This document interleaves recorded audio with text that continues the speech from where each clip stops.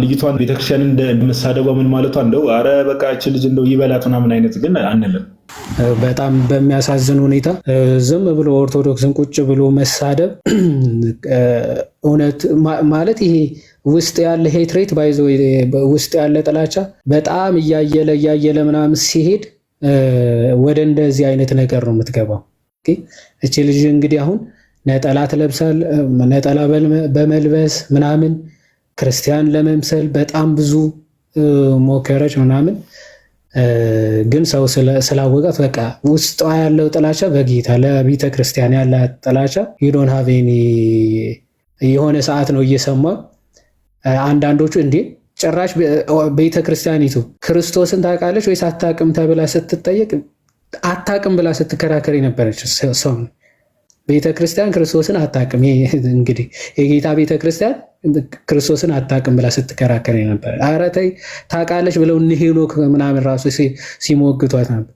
አይ ነገሮች እንደዚህ ነገሮች ሊኖራት ይችላሉ ይባላል እንጂ እንዴት ቤተ ክርስቲያን ክርስቶስን አታውቅም ልንላት እንችላለን? እቺ ታላቅ ቤተ ክርስቲያን ምናምን ብለው ሲከራከሯት ነበር። ወር ምናምን ቢሆነው አዘ ኤንድ ኦፍ ዘ ዴይ ክርስቶስ ላይ ጥያቄ አለኝ ብላ መጣ። ስለዚህ የአንቺ አይነት ክርስቶስ አንሰብክም። ማይ ብራዘር መቼም ቢሆን የአንቺ አይነት ክርስቶስ አንሰብክም። ምክንያቱ ይሄ አምላክ ያልሆነ ፍጡር የሆነ ክርስቶስ እኛ አናውቅም። ኢሳ ነው የምናውቀው። ስለዚህ ኢሳን ስበኩ ነበር ስትይነ ነበረው። እኛ ኢሳ የሚባል አካል በስድስተኛ ክፍለ ዘመን የመጣ አካል አንሰብክም። ያው መረራችሁም ወደዳችሁም ጠላችሁም ስለኛ ዋጋ የከፈለልን እውነተኛ አምላክ የሆነ ፍጥረታቱን ሁሉ ሊቤዥና ሊያድን የሚችል እውነተኛ አምላክ ከሆነ ብቻ ነው። እሱ መጥቶ ተቤዥቶና አድኖናል ብለን እናምናለን። እሱ ስትቀበሉ ሕይወት ይሆንላችኋል ብለን እንመሰክራለን። ይህንን አንቀበልም ብላችሁ ከወጣችሁ ግን ያው ትቢያችሁን ከእግራችሁ አራግፋችሁ ውጡ አይደለ የተባለው። እሱ ፍርድ ይሆንባችኋል ስለተባለ ቃሉን ሰምታችኋል። ሰምታችሁ ደግሞ ለቃሉ አታምፁ። ልባችሁን ክፍት አድርጋችሁ ተቀበሉ፣ ሕይወት ይሆንላችኋል። ኦኬ። በደጅ ሆኖ ሲያንኳኳ የሚከፍትለት እሱ ክርስቶስ እና አብ መጥተው ከእርሱ ጋር እራት ይበላሉ ተብሎ እንደተነገረ አብና ልጁ እራት በልባችን ገብተው እንዲበሉ ቃሉን ተቀብለን ክርስቶስን ተቀብለን ልኖር የግድ ያስፈልጋል። እና እህታችን የሄድሽበት መንገድ ጥሩ አይደለም። ያለሽበት መንገድ በጣም የጥፋት ጎዳና ነው። እግዚአብሔር አምላክ ይመልስሽ እና መጽሐፍ ቅዱስ ደግሞ አንብቢ፣ ተማሪ ምናምን። እግዚአብሔር ይርዳሽ። በተረፈ ቴንክ ዩ ብሮስኪ፣ እግዚአብሔር ያክብርልን። ያው እንዳልኩ የሆነች ደግሞ ትሬንድ ነገር የምትመስል ነገር ስላለችም አንዳንዴ ሰው ምን አይነት ሙድ እንዳለው ማወቅ አይቻልም። እውነት ለማውራት የሆነ አቴንሽን ሲከር የሆኑ ሰዎች አሉ፣ አንዳንድ ሰዎች እና የሆነ ሰሞን የሆነ ሙድ አራምደው ከዛ በኋላ እዚህ እዛ ሲባል እንትን የማለት ነገር እንደዚህ አቴንሽን ሲከር የሆኑ ሰዎች ሊኖሩ ስለሚችሉ ዊሌቨር ነው። ያው እንግዲህ እግዚአብሔር ነው ልብን የሚያውቀው። ልጅቷ ጣት የቀሰረች መሰለኝ እንግዲህ ይህን ሰሞን ወይ ዛሬ ወይ ቅድም አይነት ነገርና እግዚአብሔር ይድረስላት። አይ እሱማ መብቷ ነው፣ ግን ያው ጣት አልቀሰሩም እንጂ ሁሉም ጴንጤዎች እንደዛ የሆኑ ነውና እናንተም መለስ ብላችሁ እዚህ መንደር ላይ ያሉ ጴንጤዎች መለስ ብላችሁ እውነተኛውን አምላክ ብታዩ መልካም ይመስለኛል። የሰዎች ንግግር ሰምታችሁ ገድል ድርሳን ምናምን ከማለታችሁ በፊት እውነተኛው አምላክ ወዴት አለ ብላችሁ ማየታችሁን እንዳትረሱ ለማለት ነው። yes ልክ ነው። ስፔሻሊ እውነት ነው፣ ምንም ጥያቄ የለውም። ግብአት ክርስቶስ ምድር ላይ በነበረ ሰዓት ላይ አምላክነቱን ትቶን የመጣው አምላክነቱን አልተጠቀመም፣ ከአብ ጋር እኩል አይደለም። እንደዚህ አይነት እምነት ያላቸው ብዙ ፕሮቴስታንቶች አሉና ሜቢ እቺ ልጅ እንግዲህ ውሎዋ እንዳጋጣሚ ሆኖ ከእንደዚህ አይነት ሰዎች ጋር ሆኖ ሊሆን ይችላል። ዊል ኔቨር ነው፣ አይታወቅም። እና ኤኒዌይስ ብቻ ያው ተሐድሶ ነበረች ቤተክርስቲያን። እኛ ባይተው ክርስትና ይሄ ነው እንድታውቁት። እኛ አሁን ክርስትናውን በደንብ ፕራክቲስ አድርገነዋል ሳይሆን ልጅቷ እውነት ለማውራት ቤተክርስቲያን የምትሳደብ ሰው እንደመሆኗ ብዙ ጊዜ ማን ነው የሚላ አንተሽ እና ልጅቷ ቤተክርስቲያን እንደመሳደቧ ምን ማለቷ እንደው አረ በቃ እቺ ልጅ እንደው ይበላት ምናምን አይነት ግን አንልም። ለምን አባቶቻችን ሁሌ እንደሚሉት ማንንም ሰው ኦኬ። አሁን ወንድማችን ጄከብ ገደል ትግባ የሚል ኮመንት አይቻልም ብሮ። እስኪ ኖ ይሄ ልክ አይደለም። እንደዚህ አይባልም። ለምን ማንም ሰው አባቶቻችን ምን እንደሚሉት ኢቭን ሙስሊምም ኤቲስትም ብትመለከቱ ክርስቶስ የሞተላት ነፍስ ናት። ማንም ሰው ማንም ይሁን ማንም ኦኬ። በእርግጥ ከአንድ ጥፋት ወደ ሌላ ጥፋት ነው ሄደችው። ታድሶም እያለች ያው ነው፣ እስልምናውም ያው ነው ለኛ። ታድሶም እስልምናም ለኛ ያው ነው። ምንም የሚለያይ ነገር የለውም። እውነት ለማውራት ግን አለ አይደል ቢያንስ ሰው እንደዚህ በቴክኖሎጂ ዘመን እንደዚህ ሲሸወድ ማየት ስንት ማንበብ የሚቻልበት ዘመን። ኤኒዌይስ ብቻ ጌታ ይርዳት። እኛ ወደ መዝሙራችን እንሂድ። ለማንኛውም አይ ነው እኛን ስትሳደብ እንደምትል የሚሰድቧችሁ መርቁ እኮ ነው ጌታ ያለው። ታዲያ ስለሰደበችን እኛ ሰው ከጥፋት ወደ ጥፋት የበለጠ እንዲሄድ መመኘት የለብንም። ጄኮብ ብሮስኪ ከሰዎች ጋር በምንነጋገርበት ሰዓት ላይ የክርስቶስ ኢየሱስን አምላክነት ስናሳይ መጽሐፍ ቅዱሳችን ላይ ጌታችን ኢየሱስ ክርስቶስ አምላክ እንደሆነ በግልጽ የተጻፉ ጥቅሶች አሉ። በግልጽ ኦኬ። ነገር ግን ምንድነው ጥቅሶችን ዲል ስናደርግ አሁን ጥቅሶችን ስንጠቅስ ምን ስንል እንደምታውቁት ምንፍቅና ያው ለምሳሌ አንድ አካል ኢየሱስ ክርስቶስ ወልድ ፍጡር ነው ብሎ የሚያምን ኦር የባህሪ አምላክ አይደለም ብሎ የሚያምን አካል ሊኖር ይችላል። ነገር ግን አሁን እንደምታዩት ሁሌ የሆነ የቃላት ጨዋታ ቃላት ላይ ያለ አይደል ኦሪጂናሉ ላይ እንደዚህ ነው፣ ግሪኩ ላይ እንደዚህ ነው የሚሉ ነገሮች ላይ የቃላት ጨዋታዎችን ብዙ ሰዎች ለመጫወት እንደሚሞክሩ ታውቃላችሁ ሁላችሁ። ነገር ግን እሱንም ሄዶ ማሳየት ይቻላል፣ ችግር የለው። እኛ ግን ትኩረት ማድረግ ያለብን በመጀመሪያ ደረጃ የጌታችንና መድኃኒታችን ኢየሱስ ክርስቶስ በግልጽ አምላክ ተብሎ የተጠቀሰባቸውን የመጽሐፍ ቅዱስ ክፍሎች ላይ ዛሬ ትኩረት እናደርጋለን። መጀመሪያ ኦኬ፣ በግልጽ አምላክ ተብሎ የተጠቀሰባቸው ክፍሎች ላይ ኮሜንቱን ኦፍ ላድርገው እንዲያንትሽ ሰው እንዲሰማ ኮሜንቱ እንኳን ለነሱ አይደለም ለኔ ራሱ ይረብሽ። ቶ እንደዚህ ቀጥል፣ ጉድ ላይፍ ብቻ እያላችሁ ጻፉ። ቀጥል እንደዚህ፣ ያለበለዚያ ያግድብሃል ብዙ ነገር። እሺ ይቅርታ ዛሬ ጋይስ ኮኔክሽኑ ነው። እሺ ሐሳባችን እዚህ እዛ እንዲበታተን እያደረገ ያለው ኮኔክሽኑ እና በጣም ይቅርታ እንጠይቃለን ትላለህ። እና በመጀመሪያ ደረጃ መጽሐፍ ቅዱስ ላይ ጌታችን ኢየሱስ ክርስቶስ በግልጽ አምላክ ተብሎ የተጠራባቸው ክፍሎች አሉ። አምላክ ኦኬ፣ ወይ ደግሞ በግሪኩ ቲዮስ ተብሎ የተጠራው በግልጽ ተብሎ የተጠራባቸው ክፍሎች አሉ። እና መጀመሪያ እነሱን ክፍሎች እንመለከታለን። ስለዚህ የመጀመሪያው ካቴጎሪ የሚሆነው ምንድነው? ጌታችን ኢየሱስ ክርስቶስ በግልጽ አምላክ ተብሎ የተጠራባቸውን ክፍሎች አድሬስ እናደርጋለን። ከዛ ባለፈ ደግሞ ጌታችን ኢየሱስ አምላክ እንደሆነ ደግሞ በብሉይ ኪዳን ለእግዚአብሔር ሲነገሩ የነበሩ ነገሮች በሙሉ ፍጻሜውን በአዲስ ኪዳን ለጌታችን ለኢየሱስ ክርስቶስ ሲሆኑ እንመለከታለን። ስለዚህ በብሉይ ኪዳን ለያህዌ የተነገሩ ነገሮች ኦኬ፣ ወይ ደግሞ በብሉይ ኪዳን ለአዶናይ የተነገሩ ነገሮች በአዲስ ኪዳን ደግሞ ለጌታችን ለኢየሱስ ክርስቶስ ሲነገሩ እንመለከታለን፣ ወይ ፍጻሜው በእሱ ሲያገኝ እንመለከታለን። ስለዚህ ከዚህ አንጻር ምን ማየት እንችላለን? ክርስቶስ ኢየሱስ በብሉይ ኪዳን የነበረው እውነተኛ አምላክ እርሱ እንደሆነ ማሳየት እንችላለን። ከዛ ባለፈ ጌታችን ካደረጋቸው ነገሮች አንስተን የክርስቶስ ኢየሱስን አምላክነት ማሳየት እንችላለን። ማለት ከግብሩ ማለት ነው። ጌታችን ኢየሱስ ክርስቶስ ካደረጋቸው ነገሮች፣ ከተናገራቸው ነገሮች፣ ሐዋርያት ደግሞ ለሱ ሲሰጡት ከነበሩ ክብሮች አንፃር፣ ከብዙ ነገር አንፃር የክርስቶስ ኢየሱስን አምላክነት በመጽሐፍ ቅዱስ ማሳየት እንችላለን። መጽሐፍ ቅዱስ አንብበን እንደው ክርስቶስ ኢየሱስ የባህሪ አምላክ አይደለም ማለት አንችልም። እውነት ለማውራት አንችልም። በግልጽ የተቀመጡ ነገሮች ስለሆኑ ኦኬ፣ በግልጽ የተቀመጡ ነገሮች ስለሆኑ ስለዚህ መጀመሪያ የምንጀምረው ምንድነው እንዳልኳችሁ በግልጽ ጌታችን ኢየሱስ ክርስቶስ አምላክ ተብሎ የተጠራባቸውን ክፍሎች እንመለከታለን። አምላክ በቃ በግልጽ ወደዚህ ወደዛ በማያሻማ መልኩ መጀመሪያ ያልኳችሁ ጥቅስ የጌታችንና የመድኃኒታችን ኢየሱስ ክርስቶስ አምላክነት በግልጽ የተቀመጠበት የመጽሐፍ ቅዱስ ክፍል የዮሐንስ ወንጌል ምዕራፍ 20 ቁጥር 28። እኛ ከቁጥር 26 ጀምሮ ክፍሉን እናነባለን።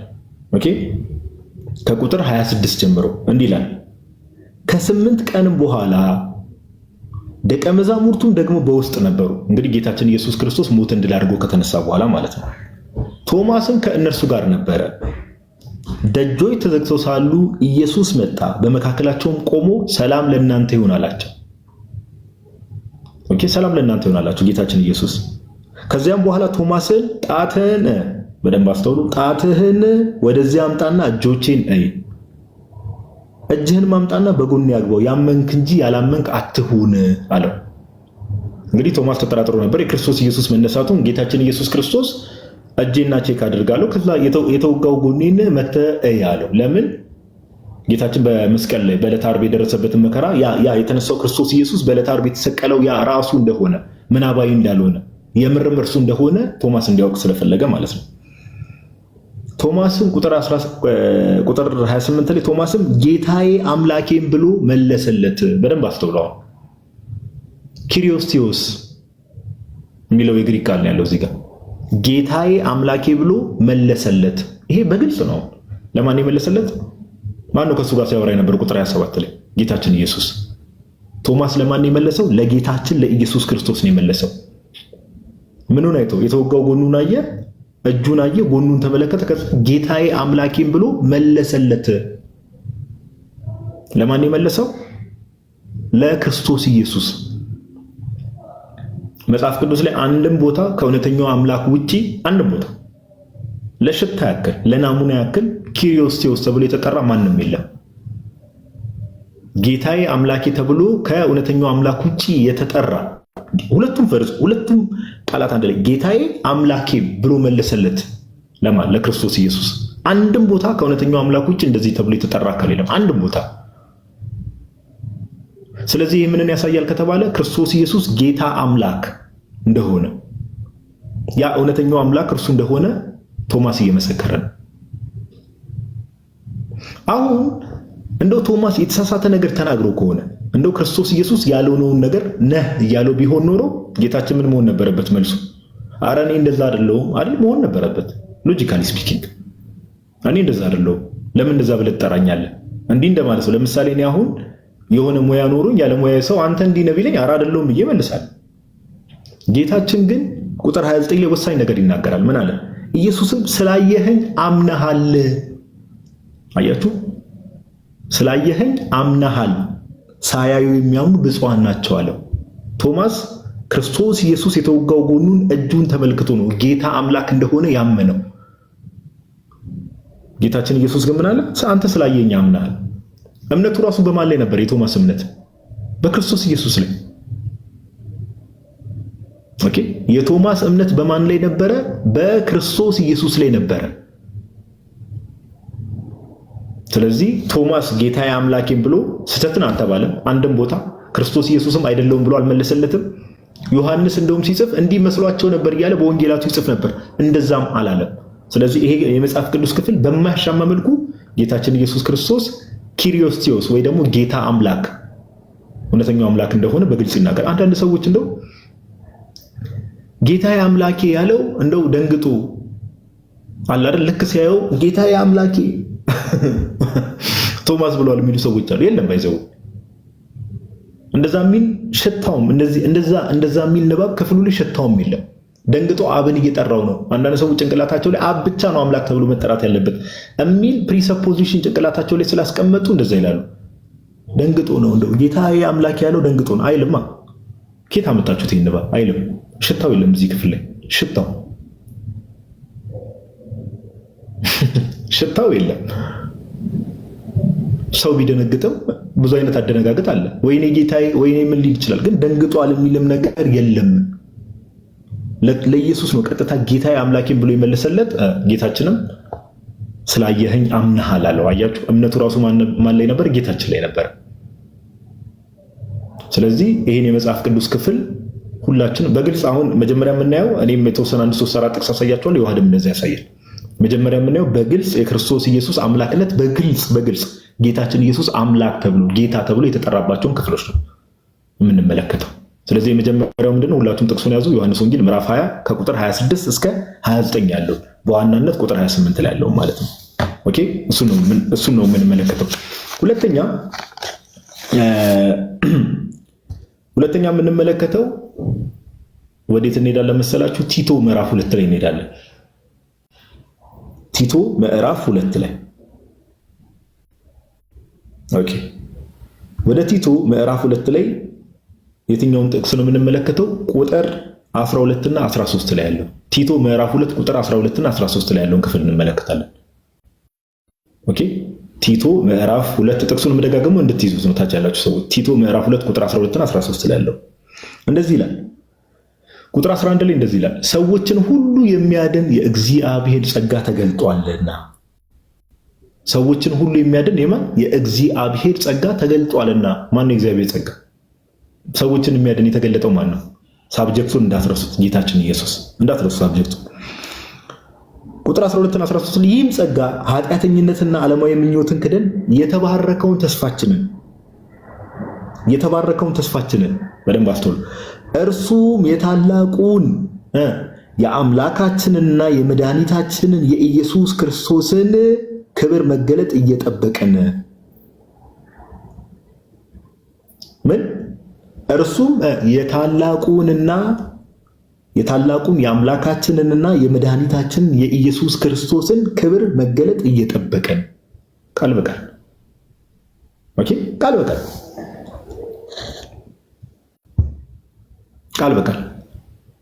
ጌታችን ኢየሱስ ምን አለ? መገለጥ እየጠበቀን። የምንጠብቀው ማንን ነው? በደንብ አስተውሉ። አንዳንድ ሰዎች ቃላት መጫወት ስለሚፈልጉ ነው። የማንን መገለጥ ነው የምንጠብቀው አለ? የታላቁን አምላካችንና መድኃኒታችንን ክብር መገለጥ። ማን ነው እንደዚህ ተብሎ የተጠራው? ማን ነው ድጋሚ የሚመጣው? ጌታችን ኢየሱስ ነው። የጳውሎስን መልእክታት ሙሉ ብትመለከቱ ዳግም የሚመጣው ጌታችን ኢየሱስ ነው። ወንጌላት ላይ ብትመለከቱ ጌታችን በአንደበቱ እንደተናገረው ዳግም የሚመጣው እርሱ እንደሆነ ተናግሯል። ስለዚህ ኃጢአተኝነትን ዓለማዊ ምኞትን ክደን የተባረከውን ተስፋችንን እርሱ የታላቁን የአምላካችንን የመድኃኒታችንን የኢየሱስ ክርስቶስን ክብር መገለጥ እየጠበቅን ጋድ ኤንድ ሴቪየር ይለዋል እዚህ ጋር። ኦኬ፣ እዚህ ጋር ምን የሚል ቃል አለ እንዳልኳችሁ? ቲዮስ የሚል ቃል አለ። ቃል በቃል አምላክ ተብሎ ተጠርቷል። ጌታችን አምላካችንና መድኃኒታችን ጋድ ኤንድ ሴቪየር ተብሎ ተጠርቷል ቃል በቃል።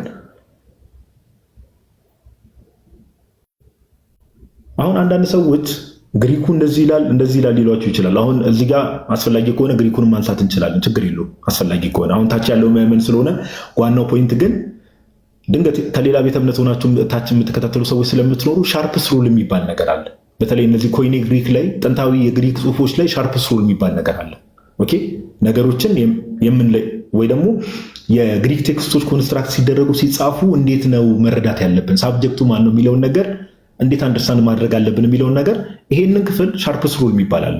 ሻርፕስ ሩልን ተጠቅመን ቀጥታ ቴስት ብናደርገው ታላቁ አምላካችንና መድኃኒታችን የተባለው ማን ነው? ጌታችን ኢየሱስ ነው። ለምን መሰላችሁ? ግሪኩን ቀጥታ ወደ እንግሊዝኛው ስንተረጉሞ ምንድነው የሚለው? ዘ ግሬት ጋድ ኤንድ ሴቪየር ኦፍ አስ ይልና ኮማ አድርጎ ጂሰስ ክራይስት ነው የሚለው። ዘ ግሬት ጋድ ኤንድ ሴቪየር ኦፍ አስ ብሎ ጂሰስ ክራይስት ነው የሚለው። በሻርፕስ ሩል መሰረት ደግሞ ኦኬ፣ ዴፊኒት አርቲክል ኖሮ ኦኬ፣ ሁለት ሲንጉላር ፐርሰናል ናውኖች። አሁን እዚህ ጋር አይታችሁ ከሆነ ጋድ ኤንድ ሴቪየር የሚሉት ሁለት ሲንጉላር ፐርሰናል ናውን ናቸው። ይሄ ለእናንተ ብዙ እንትን ላይል ይችላል፣ ችግር የለውም። የሚያስፈልጋችሁ ሰዎች ካላችሁ ሁለት ሲንጉላር ፐርሰናል ናውኖች ካይ በምትለው ኤንድ በምትለው ቃል ከተገናኘች ሻርፕስ ሩል የሚለው ይሄን ነው። ዴፊኒት አርቲክል ዘ ኖሮ ከዛ ሁለት ደግሞ ሲንጉላር ፐርሰናል ናውኖች ጋድ ኤንድ ሴቪየር አለ በካይ ከተገናኙ ከዛ በኋላ የሚመጣውን ፐርሰን ነው የሚያመለክቱት ወይ ደግሞ ሳብጀክቱን ሁለቱም ቃላት የሚጠቁሙት ይላል። ሻርፕስ ሩል ይባላል። በዚህ መሰረት ዘ ግሬት ጋድ ኤንድ ሴቪየር የሚለው ቃል ኦፍ አስ ካለ በኋላ ቀጣይ ሳብጀክቱ ማን ነው? ጂሰስ ክራይስት ነው። ስለዚህ ዘ ግሬት ጋድ ኤንድ ሴቪየር ታላቁ አምላካችንና መድኃኒታችን የተባለው ማን ነው? ጌታችን ኢየሱስ ነው። ክፍሉ ግልጽ ነው፣ አውዱም ግልጽ ነው። ግን አስፈላጊ ከሆነ እንደው ጠለቅ ብሎ ደግሞ ወደ ግሪኩም ተገብቶ ደግሞ እንደዚህ አይነት ህጎችን ተጠቅመን ፕሩቭ እናድርግ ከተባለ ሻርፕስ ሩልን ተጠቅመን ቲቶ ምዕራፍ 2 ቁጥር 13 ላይ ያለው ታላቁ አምላካችንና መድኃኒታችን የተባለው ማን ነው? ጌታችን ኢየሱስ ነው። ወደዚህ ወደዛ በማያስብል ሁኔታ ወዴትም በማያነቃንቅ ሁኔታ። ስለዚህ ሁለተኛ ጥቅስ አየን ማለት ነው። ጌታችን ቲዮስ ወይ ደግሞ አምላክ ተብሎ የተጠራባቸው ክፍሎች ጌታ አምላክ፣ በዚህ ጋር አምላክና መድኃኒት ተብሎ የተጠራው። ስለዚህ ዮሐንስ ወንጌል ምዕራፍ 20 ቁጥር 28ን ጥቅስ ያዙ። ቲቶ ምዕራፍ 2 ቁጥር 13ን ጥቅስ መያዝ ትችላላችሁ። ሶስተኛው ጥቅሳችን ሁለተኛ ጴጥሮስ ነው። ኦኬ፣ ሁለተኛ ጴጥሮስ ላይ ሁለተኛ ጴጥሮስ ሶስተኛው ጥቅስ ያልኳችሁ ሁለተኛ ጴጥሮስ ምዕራፍ 1 ቁጥር 1 ላይ እሺ፣ ምን ይላል? ሁለተኛ ጴጥሮስ ምዕራፍ 1 ቁጥር 1 እንደዚህ ይላል።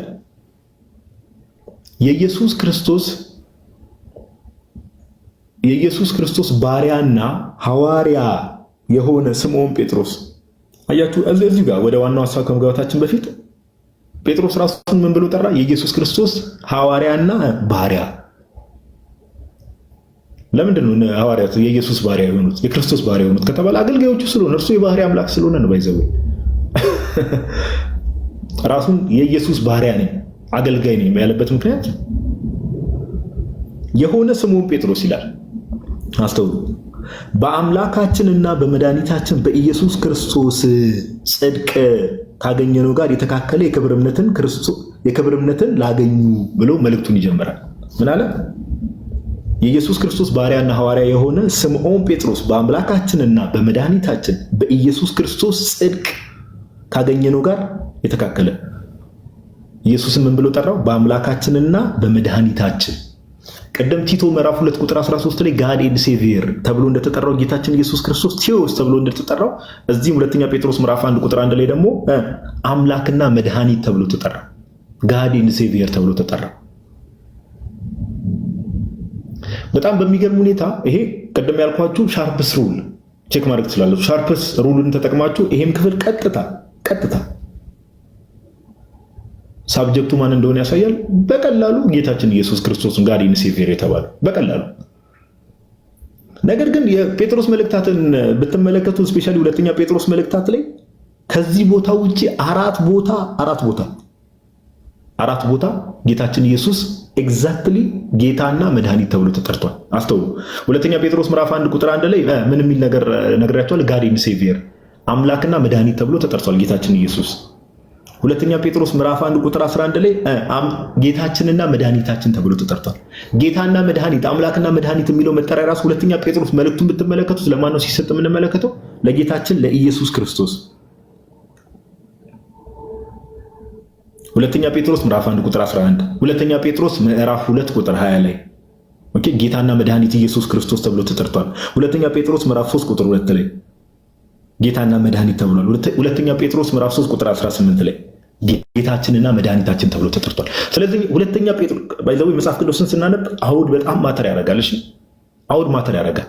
አሁን ስፔሻሊ ሙስሊሞችም ኦንሊ ጂሰሶችም ሊሆኑ ይችላሉ። እነዚህ ዩኒታሪያንስ የሚባሉትም ጥቅስ ሊሆንሽ ነገር መንጠቅ አድርገው መሀል እንዲህ ይላል እኮ። እናንተ ግን አውድ ክርስቲያን ከሌላው የሚለየው ነገር ምንድነው? አውድ ኮንቴክስት ይረዳል፣ ኮንቴክስት ይመለከታል። ይህ ክፍል በእርግጥ በግልጽ አስቀምጦታል። ስለዚህ ሁለተኛ ጴጥሮስ ሙሉ መልእክታቱን ብንመለከት ጌታችን ኢየሱስ ክርስቶስን ጌታና መድኃኒት አምላክና መድኃኒት እያለ ይጠራል። ስለዚህ በግልጽ ጌታችን ቴዎስ ኦር አምላክና መድኃኒት ቅድም ምናለን ዮሐንስ 20:28 ላይ ኪሪዮስ ቴዎስ ጌታዬና አምላኬ ተብሎ ተጠርቷል።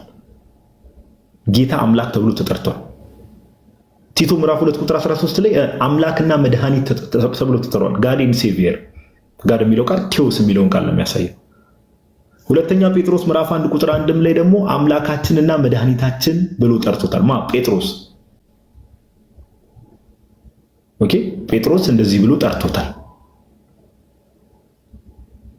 ስለዚህ እነዚህ ሶስቱ ክፍሎች ባጭሩ ለዮሐዴ ቀጣይ ድል መስጠት ስላለብኝ ነው። ሁለተኛው ዙር ደግሞ ሌሎች ሐሳቦችን ይዤ እመጣለሁ። እነዚህ ሶስቱ ክፍሎች ቶማስን እንዲህ ብሏል ብሎ የጻፈው ዮሐንስ ነው። ስለዚህ የዮሐንስ ሐሳብ ነው ማለት ነው። ኦኬ ቶማስ የተናገረውን ዮሐንስ ሰፖርት ስለሚያደርግ ነው የጻፈው የዘገበልን። የዮሐንስን የጴጥሮስን እና የጳውሎስን ስምምነት ምን ላይ ክርስቶስ ኢየሱስ ጌታ አምላክና መድኃኒት ተብሎ እንደሚጠራ ኪሪዮስ ቴዎስ ተብሎ እንደሚጠራ የሶስቱ ምስክርነቶች ማየት እንችላለን ለማለት ያክል ነው። እግዚአብሔር ያክብርልን። ቀጣይ ደግሞ ወደ ዮሐዴ ሄዳለሁ። ቴንክ ዩ ዮሐዴ መቀጠል ትችላለህ ብሮስ። ቃልህ ታሰማልን ጋዶ። በጣም አሪፍ አጠር መጠን ያለ በማስረጃ የተደገፈ ሀሳብ ነው። እግዚአብሔር ይስጥልን። እኔ ደግሞ የተወሰኑ ጥቅሶችን ከመጽሐፍ ቅዱስ እንግዲህ ቀጥታ ክርስቶስ አምላክ ተብሎ የተጠራበትን ጥቅሶች ቀጥላለሁ ማለት ነው። የመጀመሪያ አንደኛ ዮሐንስ ምዕራፍ 5 ከቁጥር 20 ነው። ሁላችሁም ታውቁታላችሁ። ቃል በቃል ክርስቶስ እውነተኛ አምላክ የዘላለም ሕይወት ተብሎ የተጠራበት ክፍል ነው። አንደኛ ዮሐንስ ምዕራፍ 5 ከቁጥር 20 ምንድነው የሚለው? የእግዚአብሔርም ልጅ እንደመጣ እውነተኛም የሆነውን እናውቅ ዘንድ ልቦናን እንደሰጠን እናውቃለን። እውነተኛም በሆነው በእርሱ አለን፣ እርሱም ልጁ ኢየሱስ ክርስቶስ ነው ይላል። እውነተኛም በሆነው በእርሱ አለን ካለ በኋላ እርሱ ማን ነው? ልጁ ኢየሱስ ክርስቶስ ነው ካለ በኋላ ምንድነው የሚለው? እርሱ እውነተኛ አምላክና የዘላለም ሕይወት ነው ይላል። ስለዚህ እርሱ ምንድነው? እውነተኛ አምላክ ነው፣ ከዛም የዘላለም ሕይወት ነው ይልና ምን ይላል? ልጆቼ ሆይ ከጣዖት ራሳችሁን ጠብቁ ይላል። አሁን ክርስቶስን እውነተኛ አምላክ የዘላለም ሕይወት ብለህ ስትይዝ ከምን ትርቃለህ? ከጣዖቶች ትርቃለህ። ሌሎቹ ጣዖቶች ናቸው። ከክርስቶስ ውጪ እውነተኛ አምላክ ከእሱ ውጪ ማለት አብ ከክርስቶስ ውጪ አይደለም፣ መንፈስ ቅዱስ ከክርስቶስ ውጪ አይደለም። ኦኬ ከክርስቶስ ውጪ ያሉትን ግን ምንድናቸው ማለት ነው? ጣዖት ናቸው። ሶ ከጣዖት ራቁ ይልና ልጁ ግን እውነተኛ እንደሆነ እርሱንም እንድናውቀው ልቦና ተሰጥቶናል አለ። እርሱ ልጁ ኢየሱስ ክርስቶስ ነው። ወደ ዓለም የመጣው ነው። ወደ ዓለም የመጣው ደግሞ ምንድነው አለ? እውነተኛ አምላክ የዘላለም ሕይወት ነው ብሎ ሲነግረን እንመለከታለን። ይህ የቅዱስ ዮሐንስ መልእክት ነው። ሌላኛው ቅዱስ ጳውሎስ በሮሜ መልእክቱ ምዕራፍ 9 ከቁጥር 5 ላይ የተናገረው ቃል ነው። ሮሜ ምዕራፍ 9 ከቁጥር 5 እንግዲህ እስራኤላውያን የመቅደስ ስርዓት፣ የሕግ መሰጠት፣ ልጅነት፣ የተስፋው ቃላት ለእነርሱ ተሰጥቷቸው ነበረ ይልና ቁጥር 5 አባቶችም ለእነርሱ ናቸውና እስራኤላውያን አባቶች የሚባሉ ሁሉ ከእስራኤል ነገድ የመጡ ናቸው፣ እስራኤላውያን ናቸው። አብርሃምን ብንል፣ ያዕቆብን ብንል፣ ይስሐቅን ብንል፣ ዳዊትን ብንል፣ ሰሎሞንን ብንል እነዚህ ሁሉ አባቶች ከእስራኤል ናቸው። አባቶች ሁሉ ከእነርሱ ናቸውና ካለ በኋላ ከእነርሱም ክርስቶስ በስጋ መጣ ይላል። ክርስቶስ ከእነርሱ ነው በስጋ የመጣው። ምክንያቱ ለአብርሃም ቃል ኪዳን የገባው ለአብርሃም ለዳዊት በዘር ፍሬ የዘርህ ፍሬ በዙፋንህ ላይ አኖራለሁ ብሎ እግዚአብሔር ማለ ተብሎ ለዳዊት ተነግሮታል። አሕዛብ በዘርህ ይባረካሉ ተብሎ ደግሞ ለአብርሃም ተነግሮለታል። በዚህ ዘር ክርስቶስ በስጋ መጥቷል። በስጋ ከነዚህ ዘር ነው የመጣው አለ። እርሱም ከሁሉ በላይ ሆኖ ግን ለዘላለም የተባረከ አምላክ ነው፣ አሜን ይላል። ክርስቶስ ግን በስጋ ከነዚህ ቢመጣ እንኳን ግን አመጣጡ በስጋ ከነ አብርሃም ከነ ዳዊት ቢሆንም እንኳን ግን እርሱ ምንድን ነው? ሩቅ ብእሲ ሰው ብቻ ግን ይሆን አይደለም። ለዘላለም የተባረከ አምላክ ነው። ከሁሉም ከነርሱ ከመጣባቸው ከነገዶቹ ከዘሮቹ ሁሉ በላይ የሆነ የዘላለም አምላክ ነው፣ የተባረከ አምላክ ነው። ሩቅ ብእሲ ፍጡር የተባረከ የዘላለም አምላክ ሊባል የሚችል በፍጹም የለም። ከፍጡር ማለት እውነተኛ አምላክ ለዘላለም የተባረከ አምላክ ተብሎ የሚገለጽ ፍጡር በጣም የለም። በየትኛውም ቤተ እምነት ፍጡር እውነተኛ የዘላለም አምላክ የተባረከ የዘላለም አምላክ ተብሎ የሚጠራ በፍጹም የለም። ክርስቶስ ግን ከእነርሱ በስጋ ቢመጣ እንኳን እርሱ ከሁሉም በላይ ሆኖ ለዘላለም የተባረከ አምላክ ነው ብሎ ሐዋርያ ቅዱስ ጳውሎስ አምላክነቱ በሚገባ አስረግጦ ሲናገር እንመለከታለን ማለት ነው። አሁን እንደው ከዳዊት ዘር መጥቶ ለዘላለም የተባረከ አምላክ ነው እየተባለ ያለው ክርስቶስ ለመሆኑ ሐዋርያ ቅዱስ ጳውሎስ ብቻ አይደለም፣ ክርስቶስ ራሱን ባይዘው ተናግሯል። የት? ማቴዎስ ወንጌል ምዕራፍ 22 ማቴዎስ ወንጌል ምዕራፍ 22 ከቁጥር 42 ላይ እንዲህ ይላል። ማቴዎስ 22 በደንብ ያዙ ጥቅሶቹን። ማቴዎስ 22 42 ላይ እንዲህ ብሎ ይናገራል። ከቁጥር 41 ጀምሮ ላንብብላችሁ። ፈሪሳውያንም ተሰብስበው ሳሉ ይላል። ፈሪሳውያንም ተሰብስበው ሳሉ ኢየሱስ ስለ ክርስቶስ ምን ይመስላችኋል? የማንስ ልጅ ነው ብሎ ጠየቃቸው። በደንብ አስተውሉ። ስለ ክርስቶስ ምን ይመስላችኋል ብሎ እየጠየቃቸው ያለው ክርስቶስ ነው። ከዛ ለማን ነው እየጠየቃቸው ያለው? ፈሪሳውያን የሚባሉ የብሉይ ኪዳን መጽሐፍትን እናውቃለን የሚሉ ፈሪሳውያን ነው። ስለዚህ ስለ ክርስቶስ ምን ይመስላችኋል ብሎ ሲጠይቃቸው ኦፍኮርስ የዳዊት ልጅ ነው አሉት ይላል። አሁን ይሄ መልሳቸው ትክክል ነው ወይስ ትክክል አይደለም? ኦፍኮርስ በስጋ ከዳዊት ስለመጣ የዳዊት ልጅ ነው። የዳዊት ልጅ ሆይ ማረኝ ብሎ አይነ ስውሩ ሲለምነው ምሮታል አይደል? ፈውሶታል። እኔ የዳዊት ልጅ አይደለሁም ብሎ አልገሰጸውም አይደል? የዳዊት ልጅ እያሉ ሲለምኑት አድርጎላቸዋል፣ ፈጽሞላቸዋል።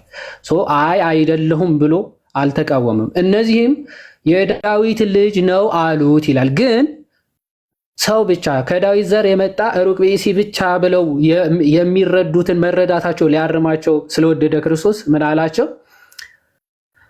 ቁጥር 43 ጥያቄ ይጠይቃቸዋል። እንኪያስ ዳዊት ጌታ ጌታዬን ጠላቶች የእግር መረገጫ እስካደርግልህ ድረስ በቀኝ ተቀመጥ አለው ሲል እንዴት በመንፈስ ጌታ ብሎ ይጠራዋል ብሎ ጠየቃቸው። አሁን እንግዲህ የዳዊት ልጅ ከሆነ ዳዊት ራሱ ግን በመንፈስ ቅዱስ ተሞልቶ እንግዲህ እየጠቀሳላቸው ያለው መዝሙር 110 ላይ ያለው ጌታ ጌታዬን የእግር መረገጫ እስካደርግልህ ድረስ በቀኜ ተቀመጥ አለው የሚለውን ጥቅስ ጠቀሰና በመንፈስ ቅዱስ ታዲያ እንኪያስ ጌታ ጌታዬ ጠላቶች የእግር መረገጫ እስካደርግልህ ድረስ በቀኜ ተቀመጥ ብሎ እንዴት በመንፈስ ቅዱስ ዳዊት ክርስቶስን ጌታዬ ብሎ ጠራው ብሎ ጠየቃቸው። ምንድነው መልሳችሁ? ምክንያቱ ሎቱ ስብሐትና ክርስቶስ ነቢይ ብቻ ቢሆን ከነቢያት እንደ አንዱ ብቻ ቢሆን ዳዊትም ነቢይ ነው፣ ንጉስም ጭምር ነው። ሰው ከሱ በኋላ ለሚመጣው ልጁ ጌታዬ ሊለው አይችልም። ምክንያቱ በንግስና ከሆነ ምድራዊ ንግስና ዳዊትም ንጉስ ነው። በነቢይነት ከሆነ ዳዊትም ነቢይ ነው፣ ሀብተ ትንቢት አለው።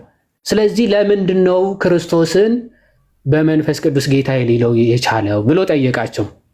ዳዊትስ ጌታ ብሎ ከጠራው እንዴትስ ልጁ ይሆናል አላቸው። ልጁን እንዴት ጌታዬ ብሎ ሊጠራ ይችላል? ዳዊት እንዴት ነው ልትፈቱት የምትችሉት? ይህንን እንዴት ነው ልታስታርቁት የምትችሉት?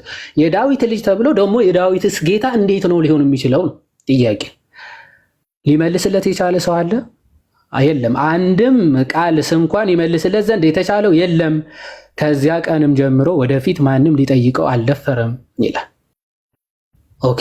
ነገረ ክርስቶስን ያልተረዳ ሰው የሰውነቱን ነገር እየተመለከተ ብቻ እንደ አይሁዳውያን ወልደ ዳዊት ብቻ እያለ ሊረዳ ይችላል።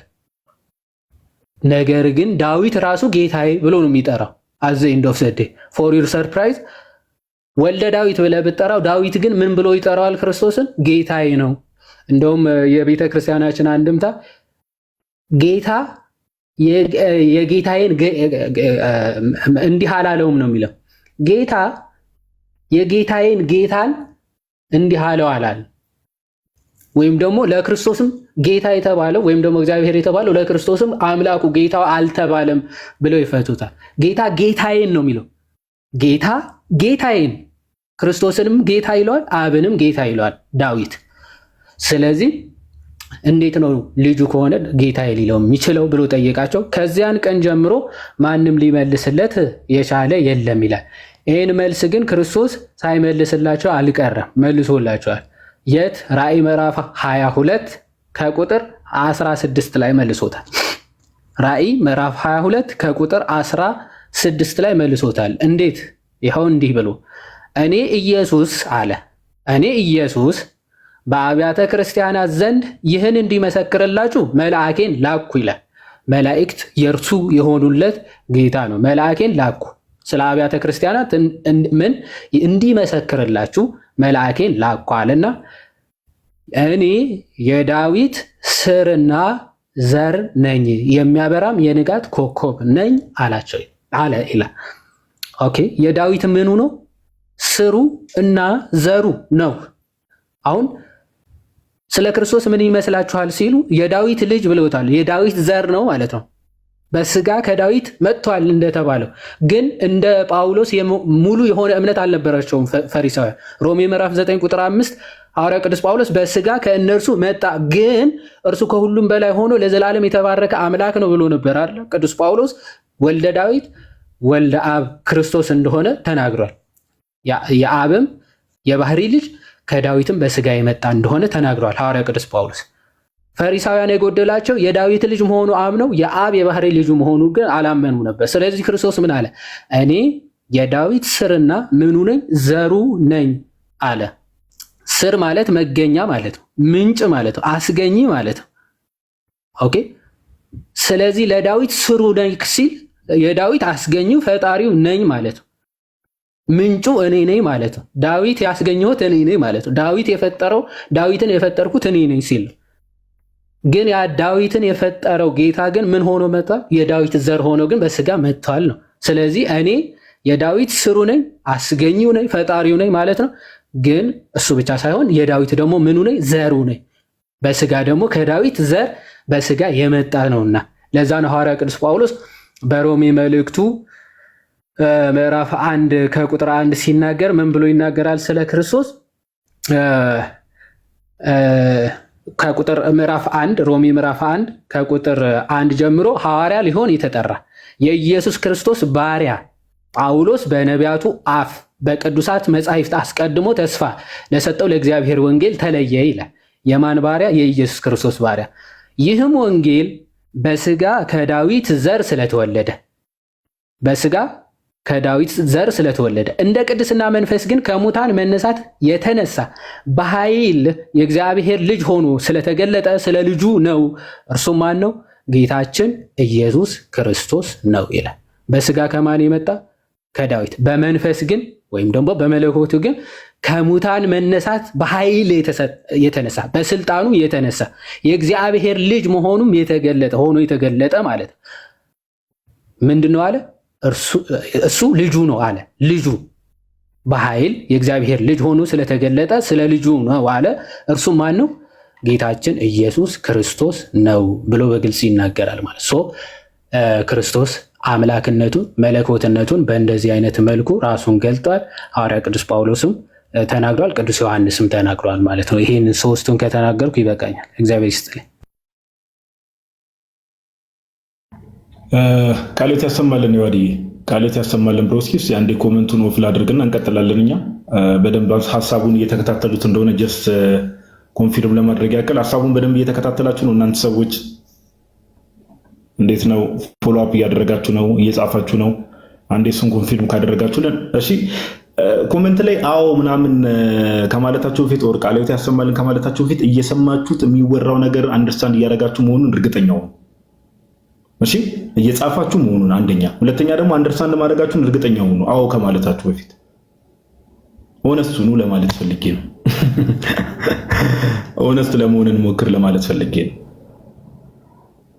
ኦኬ፣ በጣም ጥሩ ጎበዝ፣ እየጻፋችሁ ነው። በጣም ናይስ። እሺ ኮሜንቱን ድጋሚ እናጠፋለን። ራእይ ላይ ያለውን አንዴ ብለው ነበረ። ራእይ 22:16 ነው ዋዲ ያነሳላችሁ። ራእይ 22:16 እሺ፣ አንዴ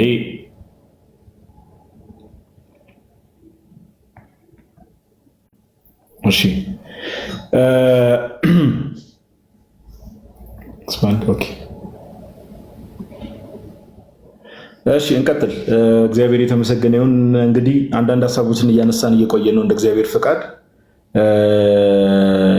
ዮሐዲ አንደኛ ዮሐንስ መልእክት ምዕራፍ 5 ቁጥር 20 ላይ ያለውን አንስቶላችኋል። ክርስቶስ ኢየሱስ እውነተኛ አምላክና የዘላለም ሕይወት የተባለበትን ያው መጀመሪያ ዙር ላይ የምናነሳው ቅድም እንዳልኳችሁ በግልጽ አምላክ ተብሎ ጌታችን ኢየሱስ የተጠራባቸውን ክፍሎች የምናነሳው ተባብለናል ቅድምና ከዛ ባለፈ ደግሞ ሮሜ ምዕራፍ 9 ቁጥር 5 ላይ ያለው በተለይ በሰፊው አብራርቶላቸዋል። ኦኬ በስጋ የመጣ የሚለውን አንዳንድ ሰዎች ሊቀጥፉ ስለሚሞክሩ ቃል በቃል በስጋ መጣ የሚለው ነገር ዳይሬክትሊ ሳብጀክቱ ራሱ ጌታችን ኢየሱስ እንደሆነ ዮሐዲ በደንብ አብራርቶላቸዋል። አይ ቲንክ እንትን የሚለውን ክፍል ዮሐዲ በቃ ጥቅሱን ነገረናቸው እንለፍ አይደል? ከላይ እንደዚህ በግልጽ አምላክ ተብሎ የተጠራባቸውን ክፍሎች የመጀመሪያውን ዙር እንለፍና ከዛ ወደ ሁለተኞቹ ሙቭ ብናደርግ ጥሩ ነው። ወደ ሁለተኛው ሐሳብ አይመስልም? እሺ ጥሩ ነው። እሺ ጋዲ እሺ ሌላ ጀስት ጥቅስ እንድትይዙ ያው በጣም ብዙ ጊዜ ከምናነሳቸው ቃል በቃል አምላክ እግዚአብሔር ተብሎ የተጠራባቸው ክፍሎች ማለት ነው። ዮሐንስ ወንጌል ምዕራፍ 1 ሁላችሁም የምታውቁትን በመጀመሪያ ቃል ነበረ፣ ቃልም በእግዚአብሔር ዘንድ ነበረ፣ ቃልም እግዚአብሔር ነበረ። ኦኬ ሁሉ በእርሱ ሆነ፣ ከሆነም አንዳች እንኳን ያለ እርሱ የሆነ የለም ተብሎ ቁጥር 14 ላይ ቃልም ስጋ ሆነ ተብሏል። ይሄ ቃል የተባለው ማን ነው? ጌታችን ኢየሱስ ነው። ኦኬ ስጋ የሆነው እርሱ ነው፣ ጌታችን ኢየሱስ ነው።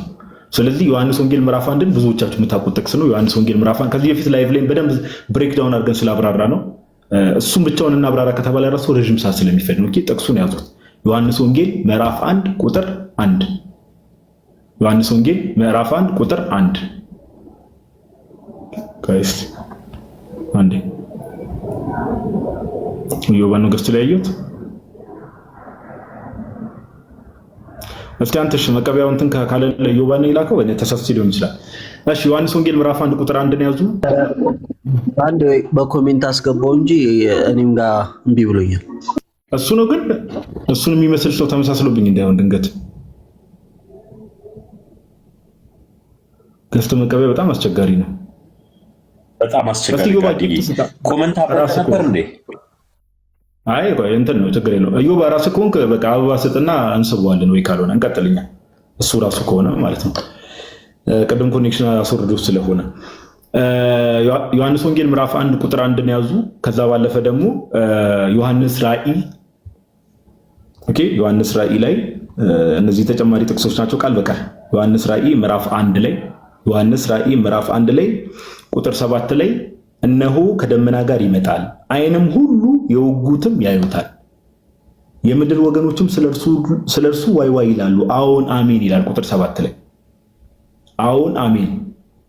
ከዛ ቁጥር 8 ላይ እንደዚህ ይላል፣ ያለውና የነበረው የሚመጣውም ሁሉንም የሚገዛ ጌታ አምላክ አልፋና ኦሜጋ እኔ ነኝ ይላል። ምን ቁጥር 8 ላይ ምን አለ? ያለውና የነበረው የሚመጣው። ቁጥር 7 ላይ ሳብጀክት እንዳይረሳ ክርስትና ላይ ሳብጀክቱ ማተር ያደርጋል።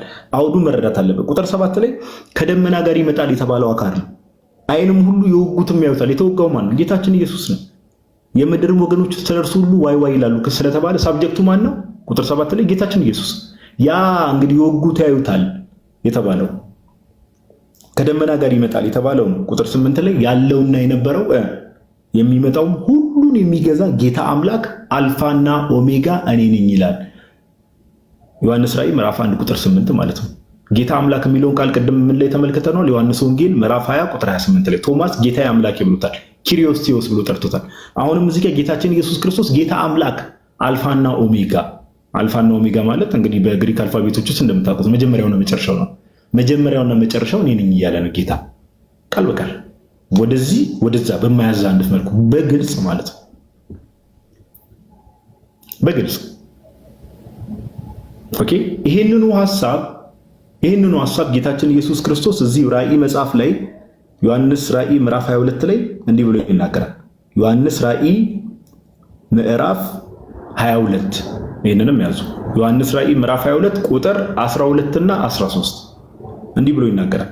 እነሆ በቶሎ እመጣለሁ፣ ለእያንዳንዱም እንደ ስራው መጠን ክፍል ዘንድ ዋጋዬ ከኔ ጋር ነው። አሁንም ቁጥር 12 እንዳትረሱ። እመጣለሁ ያለው አካል ነው እየተናገረ ያለው። በቶሎ እመጣለሁ። ማነው ደጋሚ የሚመጣው? መጽሐፍ ቅዱስ ሙሉውን ስንመለከት ጌታችን ኢየሱስን ዳግም የሚመጣው።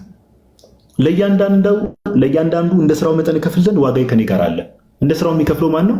ጌታችን ኢየሱስ። መጽሐፍ ቅዱሳችን ግልጽ ነው። ለፍርድ የሚመጣው እርሱ ስለሆነ በጎችን ከፍየሎቹ የሚለየው እርሱ እንደሆነ እነዚህ ሲኖፕቲክ ጎስፕሎች ላይ በደንብ ተቀምጧል፣ ወንጌላቱ ላይ ማለት ነው። ኦኬ ቁጥር 13 ላይ እንደዚህ ይላል፣ አልፋና ኦሜጋ ፊተኛውና ኋለኛው መጀመሪያውና መጨረሻው እኔ ነኝ። እንግዲህ ምን እናድርገው? በግልጽ አልፋና ኦሜጋ መጀመሪያውና መጨረሻው ፊተኛውና ኋላኛው እኔ ነኝ ብሏል። በቃ ይኸው ዘገበው፣ ምንም በማያሻማ ሁኔታ። ስለዚህ እነዚህ ክፍሎች እስካሁን ያነሳናቸው ሌሎች ተጨማሪ ጥቅሶችም ማንሳት እንችላለን፣ ግን በግልጽ ክርስቶስ ኢየሱስ እግዚአብሔር በስጋ ተገልጦ እንደሆነ ኦኬ፣ የባህሪ አምላክ እንደሆነ ቴዎስ ብለን የምንጠራው ማለት ነው፣ ቃል በቃል እንደዛ ተብሎ እንደተጠራ እነዚህ የመጽሐፍ ቅዱስ ክፍሎች በግልጽ ያሳያሉ። ኦኬ፣ በግልጽ የሚያሳዩ ክፍሎች ናቸው። ቀጣይ እኔ አንድ ሁለት ጥቅስ አነሳለሁ፣ ከዛ ዮሐዴ ደግሞ ቀጣይ ያነሳል። በብሉይ ኪዳን ለያህዌ የተነገሩ ነገሮች ፍጻሜያቸውን ደግሞ ጌታችን ኢየሱስ ላይ ሲያገኙ ደግሞ ቀጣይ ጥቅሶችን እንመለከታለን። ኦኬ፣ ቀጣይ የምንመለከተው በብሉይ ኪዳን ለያህዌ የተነገሩ ጥቅሶች ፍጻሜያቸውን ማን ላይ ሲያገኙ? ጌታችን ኢየሱስ ክርስቶስ ላይ ሲያገኙ እንመለከታለን። እሺ፣ ወደ ሐሳቡ እንሂድ። ወረቀት እዚህ ጋር ማንኮሻኩሽባችሁ የሆነች ዝም ብዬ ኖት ያዝኩባትን ነገር ነው ለዛሬው ላይ ብዬ ነገሮች ቀለል ብሎ እንዲሄዱ አስቤ ነበረ ትላለህ ግን እሺ፣ ኢሳይያስ ሁላችሁም ኖት ጽፋችሁ በኋላ ማንበብ ትችላላችሁ፣ ችግር የለውም። ትንቢተ ኢሳይያስ ምዕራፍ 40 ላይ እንሄዳለን። ኦኬ፣ ትንቢተ ኢሳይያስ ምዕራፍ 40 ላይ እሺ፣ ትንቢተ ኢሳይያስ ምዕራፍ 40 ላይ እንሄድና እንዲህ የሚል ቃል እናገኛለን። ትንቢተ ኢሳይያስ ምዕራፍ 40 ቁጥር 3 ትንቢተ ኢሳይያስ ምዕራፍ 40 ቁጥር 3 ላይ እንዲህ የሚል ቃል አለ። የአዋጅ ነጋሪ ቃል ይለናል ኢሳይያስ። የእግዚአብሔርን መንገድ በምድረ በዳ ጥረጉ አለው። ጋይስ ማሌ ብለርዱንኩ አሁን ተመልሰሃል። ረጅም ማሌ ነው አለ ስፕሊት ሰከንድ ሳሊ ዋዲ ጠፋው። አይ አሁን ነው አሁን ነው። እሺ ቁጥር 3 ላይ ኢሳይያስ 40 ቁጥር 3 ላይ የአዋጅ ነጋሪ ቃል የእግዚአብሔርን መንገድ በምድረ በዳ ጥረጉ፣ ለአምላካችን ጎዳና በበረሃ አስተካክሉ ይላል። አሁን እንግዲህ ይሄ የእግዚአብሔርን መንገድ በምድረ በዳ ጥረጉ፣ ለአምላካችን ጎዳና በበረሃ አስተካክሉ የተባለው የማንን መንገድ ነው? ጥረጉ የተባለው የያህዌ የማንን መንገድ አልኳችሁ? የያህዌን መንገድ ጥረጉ። ኦኬ የያህዌን መንገድ ጥረጉ ብሎ ኢሳይያስ ትንቢት ይናገራል። ምንም የአዋጅ ነጋሪ ቃል ይላል። አሁን ይህ ትንቢት መቼ ነው የሚፈጸመው ነው ዋናው ነገር። አያችሁ ኢሳይያስ ትንቢቱን ተናግሯል። ትንቢቱ ፍጻሜ የሚያገኘው መቼ ነው ከተባለ በሚገርም ሁኔታ በሚገርም ሁኔታ ስለዚህ ስለ አዋጅ ነጋሪ ወይም ደግሞ መንገድ ጠራጊ አራቱም ወንጌላት ዘግበውልናል። አራቱም ወንጌላት አዲስ ኪዳን ላይ አራቱም ወንጌላት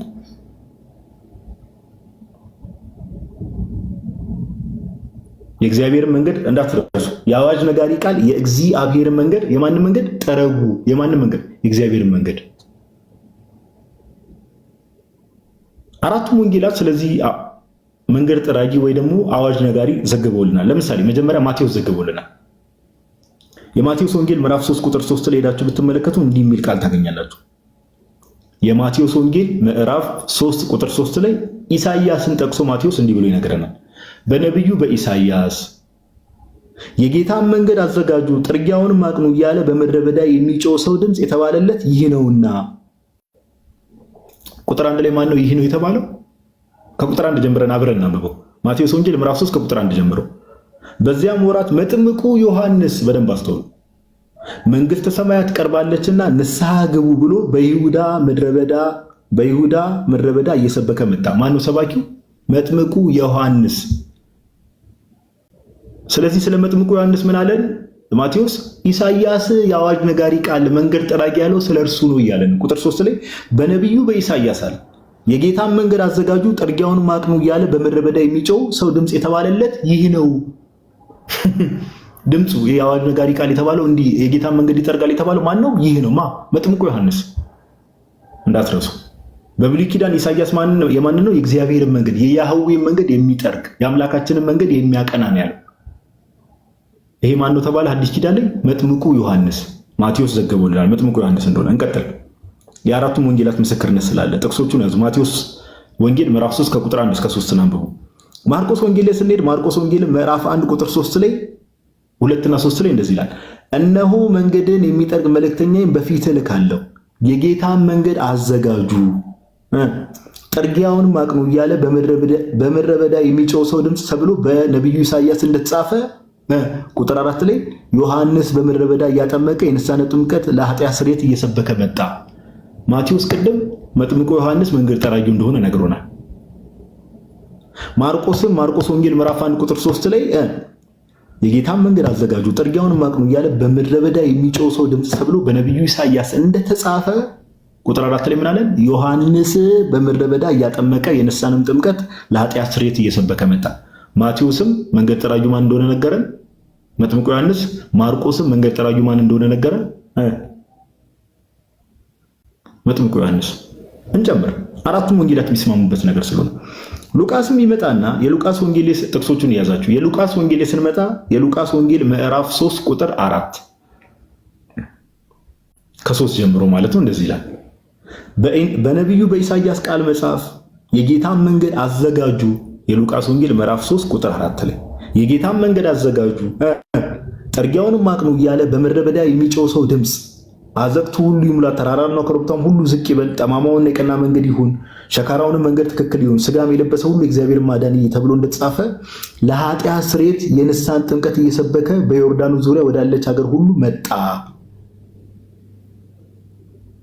ማን የመጣው ስንል ቁጥር 2 ላይ ምን ይለናል? ሉቃስ ደግሞ ሐናና ቀያፋም ሊቀ ካህናቱ ሳሉ የእግዚአብሔር ቃል ወደ ዘካርያስ ልጅ ወደ ዮሐንስ በምድረ በዳ መጣ። እንግዲህ አሁን መንገድ ጠራጊው ማን ነው? ሉቃስን ኮንፊርም እያደረገልን ያለው ማን ነው? ዮሐንስ። ኦኬ። ሉቃስም ማቴዎስም ማርቆስም ሉቃስም ሶስቱም በአንድ ላይ ምን ተስማሙ? መንገድ ጠራጊው ማን ነው? መጥምቁ ዮሐንስ። የአዋጅ ነጋሪ ቃል ኦኬ፣ ንስሐ ግቡ እያለ እግዚአብሔርን መንገድ እያስተካከለ እየጠረገ የሚመጣው ማን ነው? መጥምቁ ዮሐንስ እንደሆነ ሶስቱ ተባብረው ነገሩ። ዮሐንስም ይጨምራል።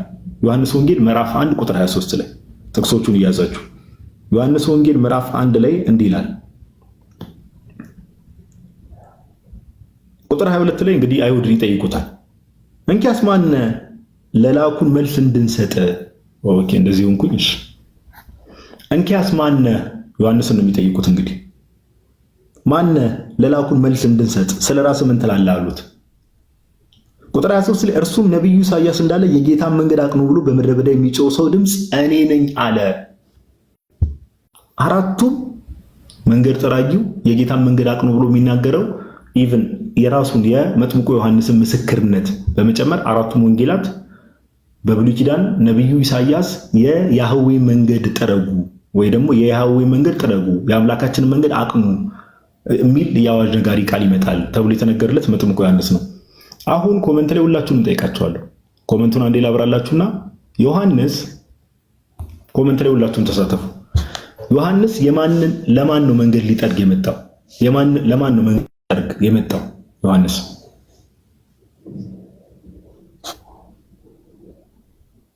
በአዲስ ኪዳን ማለት ነው። ጎበዝ ናይስ። በጣም ደስ ይላል። ሁላችሁም እንደመለሳችሁት የማንን? የጌታችን የኢየሱስን። ኦኬ ኢየሱስ ከመምጣቱ በፊት ነው ማን ዮሐንስ መንገድ ሲጠርግ የነበረ። ጌታችን ኢየሱስ ክርስቶስ አገልግሎት ከመጀመሩ በፊት መንገድ ጠራጊ ተባለ። ስለዚህ ሁለቱን ስናመሳስል በደንብ አስተውሉ። በብሉይ ኪዳን ያ የአዋጅ ነጋሪ ቃል የተባለው የማንን መንገድ ነው? የማን መንገድ ጠራጊ ነው የተባለው? የያህዌ የእውነተኛው አምላክ መንገድ ጠራጊ ነው የተባለው። ያ የአዋጅ ነጋሪ ቃል የተባለው የእውነተኛው አምላክ የያህዌ መንገድ ጠራጊ ነው የተባለው። ያ መንገድ ጠራጊ ዮሐንስ ነው። ዮሐንስ ለማን ነው መንገድ የጠረገው? እናንተ ሁላችሁም እንዳላችሁ ለጌታችን ለኢየሱስ። ስለዚህ ጌታችን ኢየሱስ ማን ነው? ያህዌ በስጋ። ጌታችን ኢየሱስ ማን ነው? ኮሜንት ላይ ያሳውቁን። ያህዌ። አያችሁ፣ በብሉይ ኪዳን ለያህዌ የተነገረው ነገር ፍጻሜውን ጌታችን ኢየሱስ ላይ ሲያገኝ ተመለከታችሁ። ኦኬ፣ ጌታችን ኢየሱስ ክርስቶስ የእስራኤላውያን አምላክ ኦኬ፣ ያህዌ ማን ነው? ጌታችን ኢየሱስ ነው። በግልጽ ከመጽሐፍ ቅዱሱ አራቱም ወንጌላት ወደዚህ ወደዛ በማይል መልኩ ተስማምተው የሚያስቀምጡት ነገር። ኦኬ ስለዚህ ጌታችን ኢየሱስ ምንድነው? እንደው ዝም ብለን ስለ ክርስቶስ እንዲህ ነው ብለን ስንናገር እንደው ዝቅ ያለ አምላክ ያነሰ አምላክ አይደለም። ያህዌ ነው። ለሙሴ የተገለጠው አምላክ እርሱ ጌታ ኢየሱስ ነው። ኦኬ ስለዚህ እነዚህን ጥቅሶች አንድ ላይ እንደዚህ በብሉይ ኪዳን የነበሩ በደንብ ቀስ ብዬ እንትን ያልኩት እንድትረዱ ነው። ኦኬ በብሉይ ኪዳን የነበረው ትንቢት እንግዲህ ኢቭን እሱ ሌላ ጊዜ ትንቢተ ሚልክያ ምዕራፍ 3 ላይ ራሱ ያህዌ ራሱ ወደ መቅደሱ እንደሚገለጥ ምናምን ይናገራል። እሱ ሌላ ጊዜ እናንሳለን፣ ችግር የለውም። ግን በብሉይ ኪዳን ለያህዌ የተነገረው ነገር ፍጻሜውን በጌታችን በኢየሱስ ክርስቶስ ሲያገኝ እንመለከታለን። አንድ ጥቅስ ልጨምርና ወደ ዮሐድ ሄዳለሁ። አንድ ጥቅስ ከእንደዚህ አይነት ጋር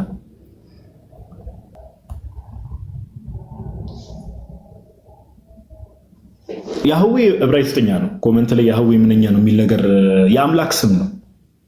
የአምላክ ስም ነው ወይ ደግሞ አምላካችን እግዚአብሔር ለሙሴ የገለጠለት ስሙ ነው። ኦኬ ማን ላከኝ ብዬ ልንገራቸው ብሎ ሲነገረው ሲጠይቀው ያህዌ የሚለውን ስም ሲገልጥለት እንመለከታለን። ያህዌ YHWH ማለት ነው እና ዕብራይስጥኛ ነው፣ ሂብሩ ነው። ኮሜንት ላይ አንድ ሰው ያህዌ ምንኛ ነው የሚል ነገር ስለተመለከትኩ ነው። እሺ ይሄንን አሳየን። ተጨማሪ ደግሞ በብሉይ ኪዳን እንሂድና ሁላችሁም ጥቅሱን ጻፉ። ትንቢተ ኢዮኤል ላይ እንሄዳለን። ትንቢተ ኢዮኤል ኦኬ። ትንቢተ ኢዮኤል ምዕራፍ 2 ላይ ሁላችሁም ትንቢተ ኢዮኤል ምዕራፍ 2 ላይ ቁጥር 27 እና 28ን አብረን እናነባለን። ትንቢተ ኢዮኤል ምዕራፍ 2 ቁጥር 27 እና 28 እንዲህ ይላል። እኔም በእስራኤል መካከል እንዳለው እኔም አምላካችሁ እግዚአብሔር እንደሆንኩ ከኔ በቀር ሌላ አምላክ እንደሌለ ታውቃላችሁ፣ ሕዝቤም ለዘላለም አያፍርም። ከኔ በቀር ሌላ አምላክ እንደሌለ ታውቃላችሁ። ይሄን እየተናገረ ያለው ያህዌ ነው። ባይዘው ያህዌ ነው እየተናገረ፣ ከኔ በቀር ሌላ አምላክ የለም። ከዚህም በኋላ እንዲህ ይሆናል አለ። ራሱ ተናጋሪው ማን ነው? ያህዌ። መንፈሴን አለ መንፈሴን በስጋ ለባሽ ሁሉ ላይ አፈሳለሁ። መንፈሴን ምን አለ? በስጋ ለባሽ ሁሉ ላይ አፈሳለሁ። ወንዶችና ሴቶች ልጆቻችሁም ትንቢት ይናገራሉ፣ ሽማግሌዎቻችሁም ህልምን ያልማሉ፣ ጎበዞቻችሁም ራእይ ያያሉ። እንግዲህ ከኔ በቀር ሌላ አምላክ የለም ያለው አካል ያህዌ ምን አለ? መንፈሴን በስጋ ለባሽ ሁሉ ላይ አፈሳለሁ። ስለዚህ መንፈሱን የሚያፈሰው ማን ነው? ያህዌ። ይሄ ካስማማን ትንቢተ ኢዩኤል ምዕራፍ 2 ቁጥር 27 እና 28 ካስማማን ይሄ መች ነው ፍጻሜ ያገኘው ስንል የሐዋርያት ሥራ ላይ እንሄዳለን። ይሄ ፍጻሜ መች ነው ያገኘው ካል የሐዋርያት ሥራ ላይ አዲስ ኪዳን ላይ እንመጣና የሐዋርያት ሥራ ምዕራፍ 2 ላይ ሄደን እንመለከታለን። የሐዋርያት ሥራ ምዕራፍ 2 ላይ እንዲህ የሚል ቃል እንመለከታለን። ይሄ ትንቢት ራሱ ተፈጻሚ የሆነው በጴንጤቆስጤ ቀን ወይ ደግሞ መንፈስ ቅዱስ በወረደበት ቀን እንደሆነ ጴጥሮስ እንዲህ ይላል። የሐዋርያት ሥራ ምዕራፍ 2 ቁጥር 16 ላይ ኦኬ። ነገር ግን ይህ በነብዩ ኢዮኤል የተባለው ነው። እግዚአብሔር ይላል ጴጥሮስ የሚጠቅሰው እንግዲህ በመጨረሻው ቀን እንዲህ ይሆናል፣ ሥጋ በለበሰ ሁሉ ላይ ከመንፈሴ አፈሳለሁ። ወንዶችና ሴቶች ልጆቻቸውም ትንቢት ይናገራሉ፣ ጎበዞቻችሁም ራእይ ያያሉ፣ ሽማግሌዎቻችሁም ህልም ያልማሉ። አያችሁ፣ ቅድም ያነበብናትን ትንቢተ ኢዩኤል ምዕራፍ 2 ላይ ያለውን እግዚአብሔር እንዲህ ብሏል። እንዲህ ብሎ ነበር በነብዩ በኢዩኤል እንዲህ ብሏል። ያ ፍጻሜ ያገኘው መንፈስ ቅዱስ በወረደ ክርስትና ራሱ ትክክለኛ ሃይማኖት መሆኑን ከሚያረጋግጡ ክፍሎች ውስጥ አንዱ ይሄ ነው። ባይዘው በብሉይ ኪዳን የነበሩት ትንቢቶች ፍጻሜ ሲያገኙ የሐዋርያት ሥራ ምዕራፍ 2 ላይ ቁጥር 36 ላይ እንደዚህ ይላል። አሁን ፍጻሜ የሚያገኘው መንፈስ ቅዱስን ማን ያፈሰሰው የሚለውን ጥያቄ ስንጠይቅ ነው። ክርስቶስ ማን ነው የሚለውን ነገር የምንረዳው። ቅድም እንዳልኳችሁ ትንቢተ ኢዩኤል ምዕራፍ 2 ላይ እግዚአብሔር አምላክ ምን አለ? መንፈሴን አፈሳለሁ አለ። ቁጥር 33 ላይ ኦኬ፣ የሐዋርያት ሥራ ምዕራፍ 2 ቁጥር 33 ላይ እንዲህ የሚል ቃል አለ። ስለዚህ በእግዚአብሔር ቀኝ ከፍ ከፍ ብሎና የመንፈስ ቅዱስን የተስፋ ቃል ከአብ ተቀብሎ እናንተ አሁን የምታዩትና የምትሰሙትን አፈሰሰው። ማን ያፈሰሰው? ቁጥር 33 ላይ ይህን ኢየሱስን እግዚአብሔር አስነሳው፣ ስለዚህም ነገር እኛ ምስክሮች ነን አለ። ጌታችን ኢየሱስ ጴጥሮስ ምን አለ? ስለዚህ በእግዚአብሔር ቀኝ ከፍ ከፍ ብሎና የመንፈስ ቅዱስን የተስፋ ቃል ከአብ ተቀብሎ ይህ እናንተ አሁን የምታዩትና የምትሰሙትን አፈሰሰው። ስለዚህ አሁን ኮሜንት ላይ ጠይቃችሁና ከዛ ወደ ዮሐድ ሄዳለሁ። እንግዲህ ኮሜንቱን ኦን እናድርገውና በብሉይ ኪዳን ያህዌ መንፈሴን በስጋ ለባሽ ሁሉ ላይ ያፈሳለሁ አለ። በአዲስ ኪዳን መንፈስን ያፈሰሰው ማን ነው? እስኪ ኮሜንት ላይ አሳውቁ።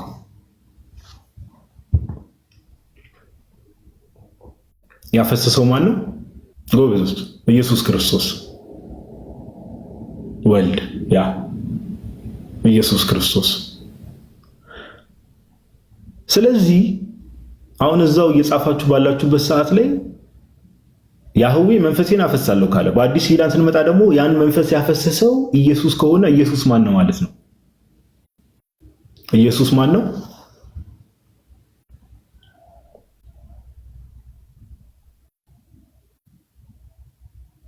ያህዌ አምላክ እግዚአብሔር። ኤግዛክትሊ ጎበዞች፣ አያችሁ። በብሉይ ኪዳን የነበሩ ለያህዌ የሚነገሩ ነገሮች ደግሞ ፍጻሜያቸውን በጌታችን ኢየሱስ ሲያገኙ እንመለከታለን። ስለዚህ እኔ እነዚህ ሁለቱን ክፍሎች አንስቻለሁ። ትንሽ አረዘምኩት መሰለኝ፣ በጣም ይቅርታ አድርጉልኝ። እግዚአብሔር ያክብርልኝ። ዮሐድ ወደ አንተ ልምጣ። ፓፓ አራረዘመም ብሮ እስኪ ቃሌት ያሰማልን።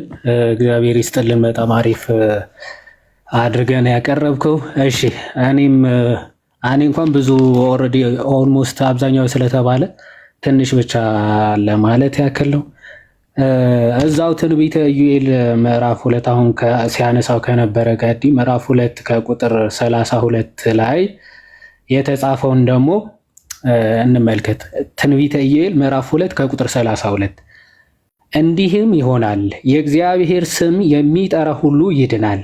እግዚአብሔርም እንደተናገረ በጽዮን ተራራና በኢየሩሳሌም መድኃኒት ይገኛል።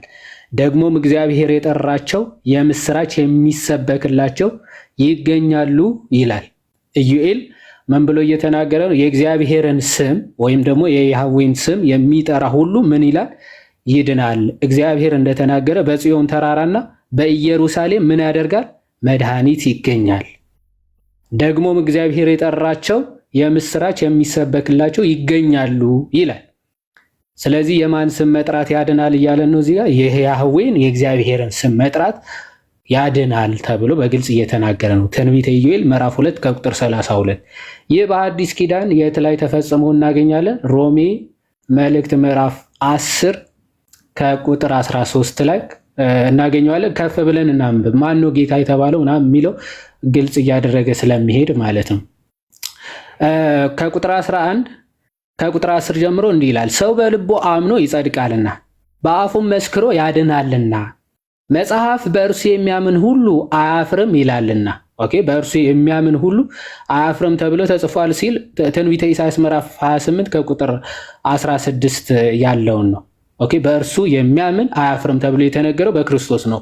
ቃሉ እንዲህ ይላል፣ ስለዚህ ጌታ እግዚአብሔር እንዲህ ይላል፣ እነሆ በጽዮን ድንጋይን ለመሰረት አስቀምጣለሁ፣ የተፈተነውን የከበረውን መሰረቱ የጸናውንም የማዕዘን ድንጋይ የሚያምን አያፍርም ይላል። ያው የማዕዘን ራስ ወይም ደግሞ የማዕዘን ድንጋይ የተባለው ክርስቶስ ነው።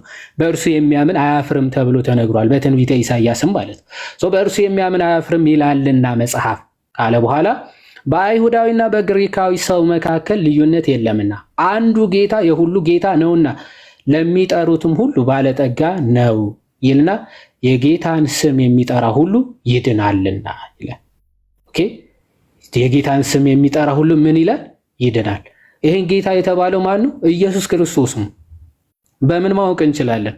ማወቅ እንችላለን?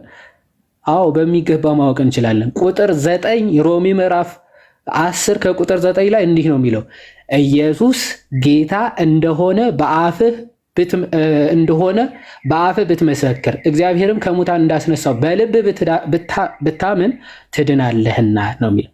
እዚህ ጋር ጌታ እንደሆነ በአፍህ ብትመሰክር የተባለው የማን ጌትነት ነው? የክርስቶስን ጌትነት። ኢየሱስ ጌታ እንደሆነ በአፍህ ብትመሰክር እግዚአብሔርም ከሙታን እንዳስነሳው በልብ ብታምን ትድናለህና። የክርስቶስን ጌትነት መመስከር የሚያድን ጌትነት ነው። ለዛ ነው የጌታን ስም የሚጠራ ሁሉ ይድናል ተብሎ የተናገረው ማለት ነው። ልክ ኢዩኤል የያህዌን ስም የሚጠራ ይድናል እንደተባለው እዚህ ጋርም የክርስቶስ የኢየሱስ ጌትነትን መናገር የእሱም ስም መጥራት ምን ያደርጋል ብሏል? ያድናል ብለው በግልጽ ይናገራል።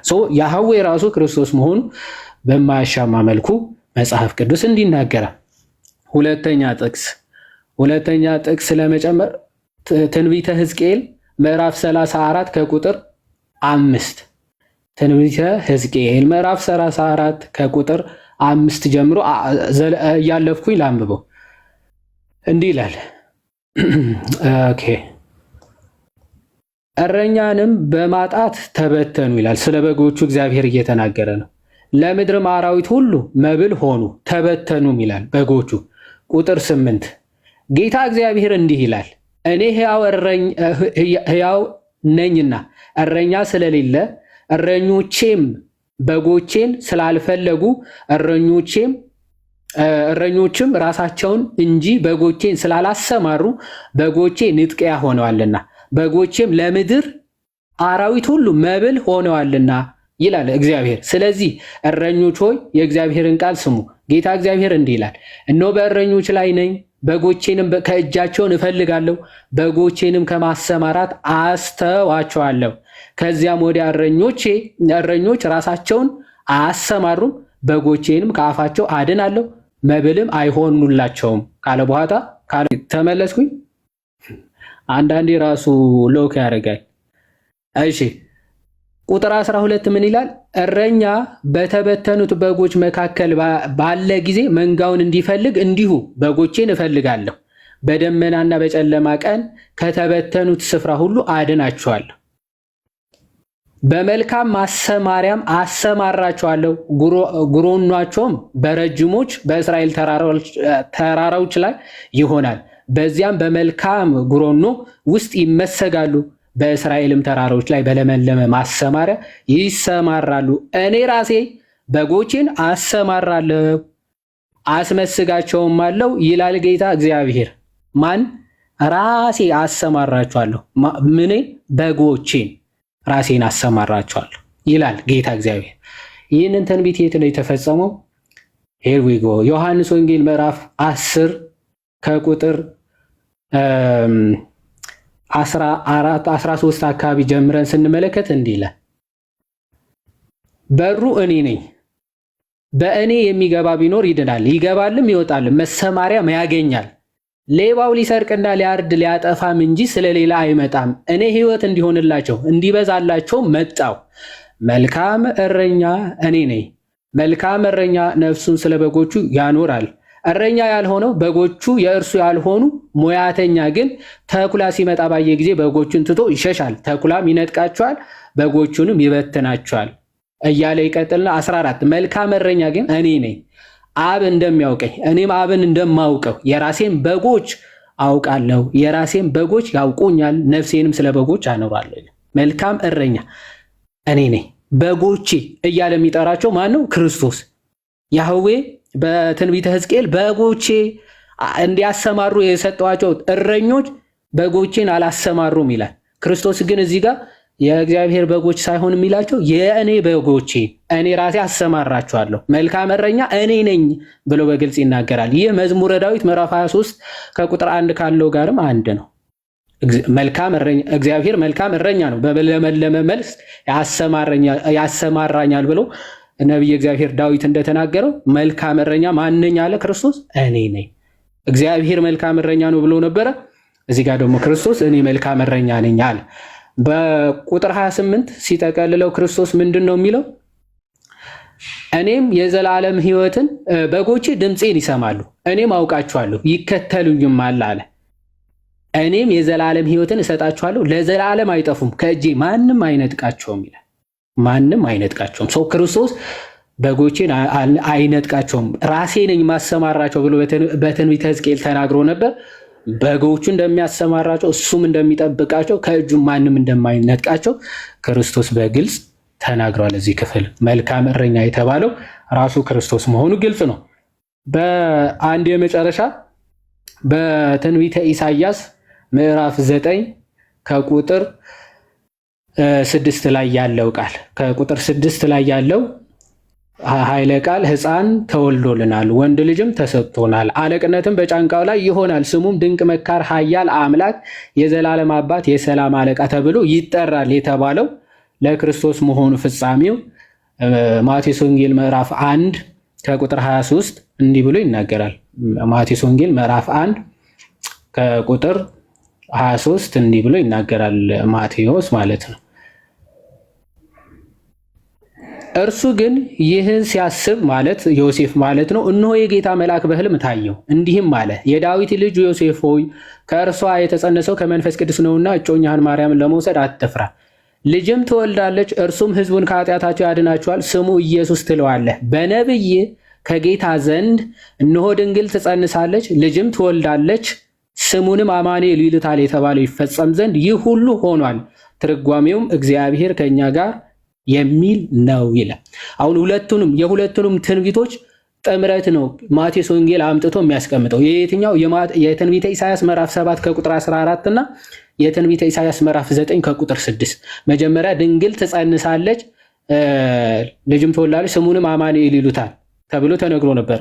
7:14 ላይ ድንግል ትጸንሳለች። ልክ ያ ፍጻሜውን ያገኘው የትኛው ነው? ትንቢተ ኢሳያስ ምዕራፍ 9 ከቁጥር 6 ላይ ሕፃን ተወልዶልናል፣ ወንድ ልጅም ተሰጥቶናል፣ አለቅነትን በጫንቃው ላይ ይሆናል፣ ስሙም ድንቅ መካር፣ ኃያል አምላክ፣ የዘላለም አባት፣ የሰላም አለቃ ተብሎ ይጠራል የሚለው ሁለቱንም አጣምሮ ነው። ያን ሁለቱንም ትንቢቶች አጣምሮ መሆኑን በምንድን ነው የምናውቀው? ትንቢተ ኢሳያስ ምዕራፍ 9 ከቁጥር 6 ከመድረሳችን በፊት ቁጥር 1 ላይ ምን ተብሎ ተናግሯል? ኢሳያስ በዛብሎንና በባቢሎን ያሉ ህዝቦች ወይም ደግሞ በምርኮ የነበሩ ህዝቦች ብርሃንን አዩ ብሎ በግልጽ ይናገራል አይደል? በጨለማ የሚሄድ ህዝብ ብርሃን አየ፣ ብርሃን ወጣላቸው ብሎ ይናገራል አይደለ? ትንቢተ ኢሳያስ ምዕራፍ 9 ከቁጥር 1 ላይ ምናልባት ክፍሉን ቼክ ለማድረግ ምን ብሎ ይናገራል? ነገር ግን ተጨንቃ ለነበረች ጨለማ አይሆንም፣ በመጀመሪያው ዘመን የዛብሎንና የንፍታሌምን ምድር አቃለለ። በኋላም ዘመን ግን በዮርዳኖስ ማዶ ባህር መንገድ ያለውን የአሕዛብን ገሊላ ያከብራል የሚለው እዛው ማቴዎስ ወንጌል ምዕራፍ 4 ከቁጥር 15 ላይ ማቴዎስ ራሱ ይህንን ጥቅስ ለክርስቶስ እንደሆነ በግልጽ ይናገራል።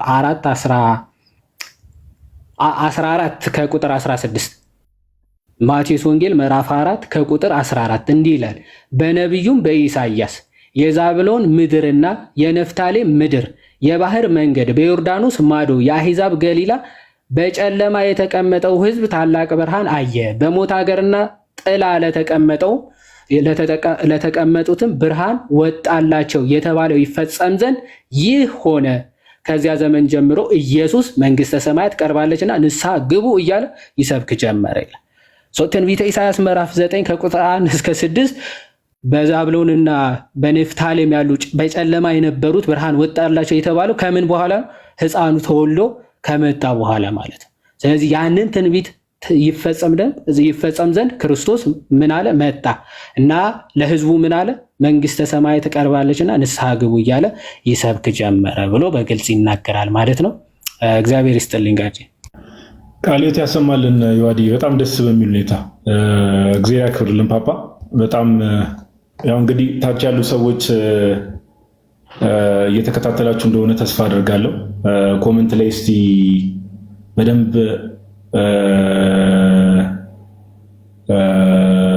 እየተከታተላችሁ እንደሆነ ተስፋ አደርጋለሁ።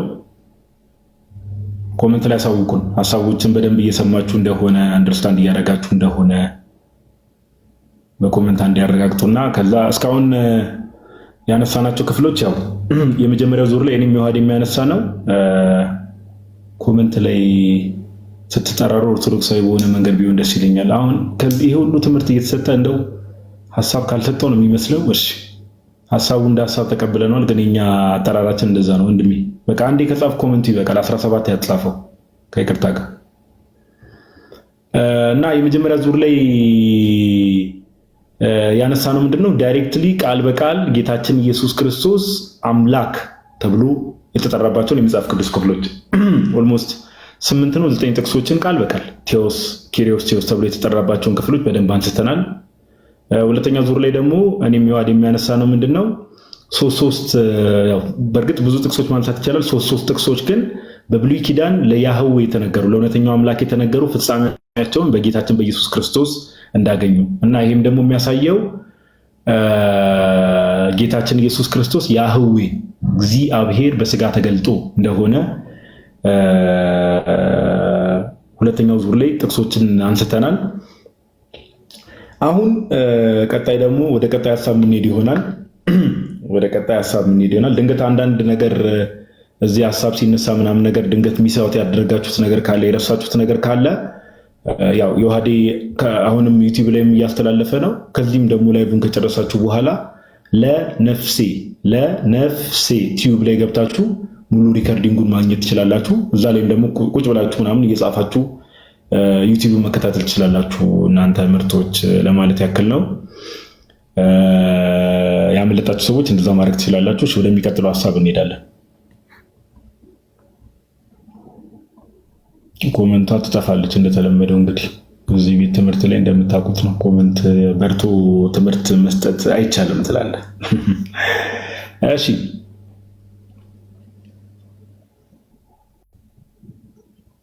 አንዴ ቆይ ራሴን ለማተለቅ ነው። እሺ ታገሱኝ። ኮኔክሽኑ ነው እንግዲህ ጋይስ አፉ በሉና። አንዳንዴ እንደዚህ ነው የኢትዮጵያ ኔትወርክ። አንዳንዴ ነሸጥ ያደርገዋል፣ አንዳንዴ ደግሞ ፐርፌክት ይሆናል መልሶ። እሺ ችግር የለውም። ዞሮ ትልቅ መሆን የለብኝም። ለታብታብ እንዲመች ነው። ወደ ሀሳቡ እንሄዳለን። ድምጽ ይሰማል ብዬ ተስፋ አደርጋለሁ። ምንድነው ቀጣይ ደግሞ የምንመለከተው አሁን ቅድም ያልኳችሁ የመጀመሪያና ሁለተኛ ዙር ከምን አንጻር እንዳነሳን ተመልክተናል። ቀጣይ የምንመለከተው ጌታችን ኢየሱስ አምልኮን ተቀብሏል የሚለውን ሀሳብ አነሳለሁ። አምልኮን ተቀብሏል ጌታችን ኢየሱስ ክርስቶስ። በደንብ ስሙ። መጽሐፍ ቅዱሳችን እንደምታውቁት በብሉይ ኪዳን እግዚአብሔር አምላክ በጣም በተደጋጋሚ እንደተናገረው ለምሳሌ 1-2-3 ጥቅሶችን ልስጣችሁ። ዘዳግም 8:19 ላይ አለ። ኦሪት ዘጸአት ምዕራፍ 34 ቁጥር 14 ላይ ጥቅሶቹ መያዝ ከፈለጋችሁ ኦሪት ዘጸአት ምዕራፍ 34 ቁጥር 14 ላይ ዘዳግም 8:19 ላይ እነዚህ ክፍሎችን ሄዳችሁ ስትመለከቱ ብዙ ዘዳግም 11:16 ዘዳግም 6 ላይ ብዙ ክፍሎች ከእግዚአብሔር አምላክ ውጪ ለሌላ አካል መሰገድ እንደሌለበት መጽሐፍ ቅዱሳችን ይናገራል። ምን አልኳችሁ? ከእግዚአብሔር አምላክ ውጪ ለሌላ አካል አምልኮ መቅረብ እንደሌለበት መጽሐፍ ቅዱሳችን ይናገራል። አምልኮ መቅረብ እንደሌለበት። ኦኬ። ስለዚህ ከእግዚአብሔር አምላክ ውጪ ሌላ አካል አምልኮ ከቀረበለት ወይ ደግሞ ወርሺፕ ከቀረበለት ከስር መሰረቱ ምንድነው ማለት ነው? ወይ ያ አካል ጣዖት ነው ወይ ደግሞ ያ አካል ራሱ አምላክ ነው ማለት ነው። ኦኬ። ለምን? ከእግዚአብሔር ውጪ ለሌላ አካል አምልኮ ስለማይቀርብ እዛው ብሉይ ኪዳን ላይ አንድ ትንቢተ ዳንኤልን ሁሌ የምናነሳው ክፍል አለ። ተከታተሉ በደንብ። ትንቢተ ዳንኤል ምዕራፍ 7 ላይ አንድ ክፍል አለ። ፍጻሜውን በጌታችን በኢየሱስ ክርስቶስ ያገኘ አንድ ክፍል አለ። ከዚህም ጀምረና ወደ አዲስ ኪዳን ጌታችን ኢየሱስ ክርስቶስ አምልኮ ተቀብሏል አልተቀበለም የሚሉትን ነገሮች እንመለከታለን። ኦኬ። ትንቢተ ዳንኤል አንዴ ዳንኤልን እንክፈት። ትንቢተ ዳንኤል ምዕራፍ አንዴ ትንቢተ ዳንኤል አፕሊኬሽን አንዴ የከፈትኳት ነው። ትንቢተ ዳንኤል ምዕራፍ 7 ትንቢተ ዳንኤል ላይ ምዕራፍ 7 ላይ እንዲህ የሚል ክፍል አለ። ትንቢተ ዳንኤል ምዕራፍ 7 ቁጥር 13 ላይ እንደዚህ ይላል። በሌሊት ራእይ አየሁ፣ እነሆም የሰው ልጅ የሚመስል ከሰማይ ደመናት ጋር መጣ። የሰው ልጅ የሚመስል ከሰማይ ደመናት ጋር መጣ፣ በዘመናት ወደ ሸመገለውም ደረሰ፣ ወደፊቱም አቀረቡት። ቁጥር 14 ላይ በጣም ወሳኝ ነገር ይናገራል ዳንኤል። የሰው ልጅ የሚመስል ከደመናት ጋር መጣ ይልና ቁጥር 14 ላይ ወገኖችና አህዛብ በልዩ ልዩ ቋንቋም የሚናገሩ ሁሉ ይገዙለት ዘንድ ግዛትና ክብር መንግስትም ተሰጠው። ግዛቱም የማያልፍ የዘላለም ግዛት ነው፣ መንግስቱም የማይጠፋ ነው ይላል። አሁን ትኩረት እንድታደርጉበት የምፈልገው አንድ ቃል ምንድነው? አማርኛው ላይ ይገዙለት ዘንድ ነው የሚለው ወይ ደግሞ ሰርቭ የሚል ቃል አለ። ኦኬ። ይገዙለት ዘንድ የሚል ቃል ነው አማርኛ ላይ ያለው፣ ነገር ግን ሰርቭ የሚል ቃል አለ። ይሄ ቃል ግን ያው እንደምታውቁት ትንቢተ ዳንኤል በአረማይክ ነው አይደለ የተጻፈው? በአረማይክ ነው ያለው እና አረማይኩን ሄዳችሁ ስትመለከቱት ፔላህ የሚል ቃል አለ። ፔላህ የሚል ቃል አለ። ይገዙለት ዘንድ የሚለው ይሄ የሰው ልጅ የሚመስል ከደመናት ጋር ይመጣል የተባለው አካል ኦኬ፣ ወገኖችም አሕዛብን በልዩ ልዩ ቋንቋ የሚናገሩ ሁሉ ይገዙለት ዘንድ የተባለው ያ የሰው ልጅ የሚመስል የተባለው ፔላህ የሚል ቃል ነው። ይገዙለት ዘንድ ወይ ደግሞ ሰርቭ የሚለው ቃል ፔላህ የሚል ቃል ነው ያለው። ይሄ ፔላህ የሚል ቃል መጽሐፍ ቅዱሳችን ላይ ስንመለከት ወይ ደግሞ በግሪኩ ላትሪዮስ የሚል ቃል ነው ያለው። ፔላህ የሚለው ቃል ለእውነተኛው አምላክ ብቻ ኦኬ፣ ለእውነተኛው አምላክ ብቻ የዋለ ከዛ ውጪ ሲሆን ለጣዖታት የዋለ ብቻ ቃሉ ኦኬ።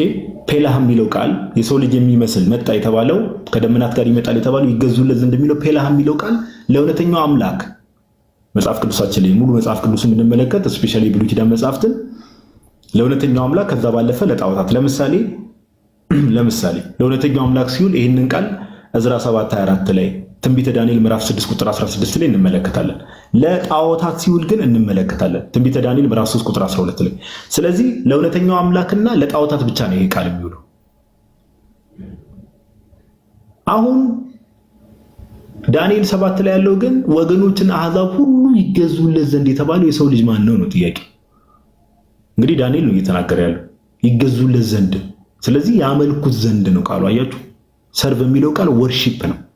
ለምን? ፔላ የሚለው ለእውነተኛው አምላክና ለጣዖት ነው። እዚህ ጋር ደግሞ ከእግዚአብሔር ስለሆነ ዳንኤል ትንቢቱን ወስዶ እየተናገረ ያለው ይገዙለታል እያለ ያለው ለእውነተኛው አምላክ ነው ማለት ነው። ይሄን ቃል ፈጻሚውን ምን ላይ ያገኛል ከተባለ ያው ሁላችሁ እንደምታውቁት የማርቆስ ወንጌል ምዕራፍ 14 ላይ የሰው ልጅ የሚመስል ከደመና ጋር ይመጣል የሚለው ጌታችን ኢየሱስ እንደሆነ ግልጽ ነው። ኦኬ፣ ምን ላይ? ማርቆስ ወንጌል ምዕራፍ 14 ላይ የማርቆስ ወንጌል ምዕራፍ 14 ላይ ከቁጥር 60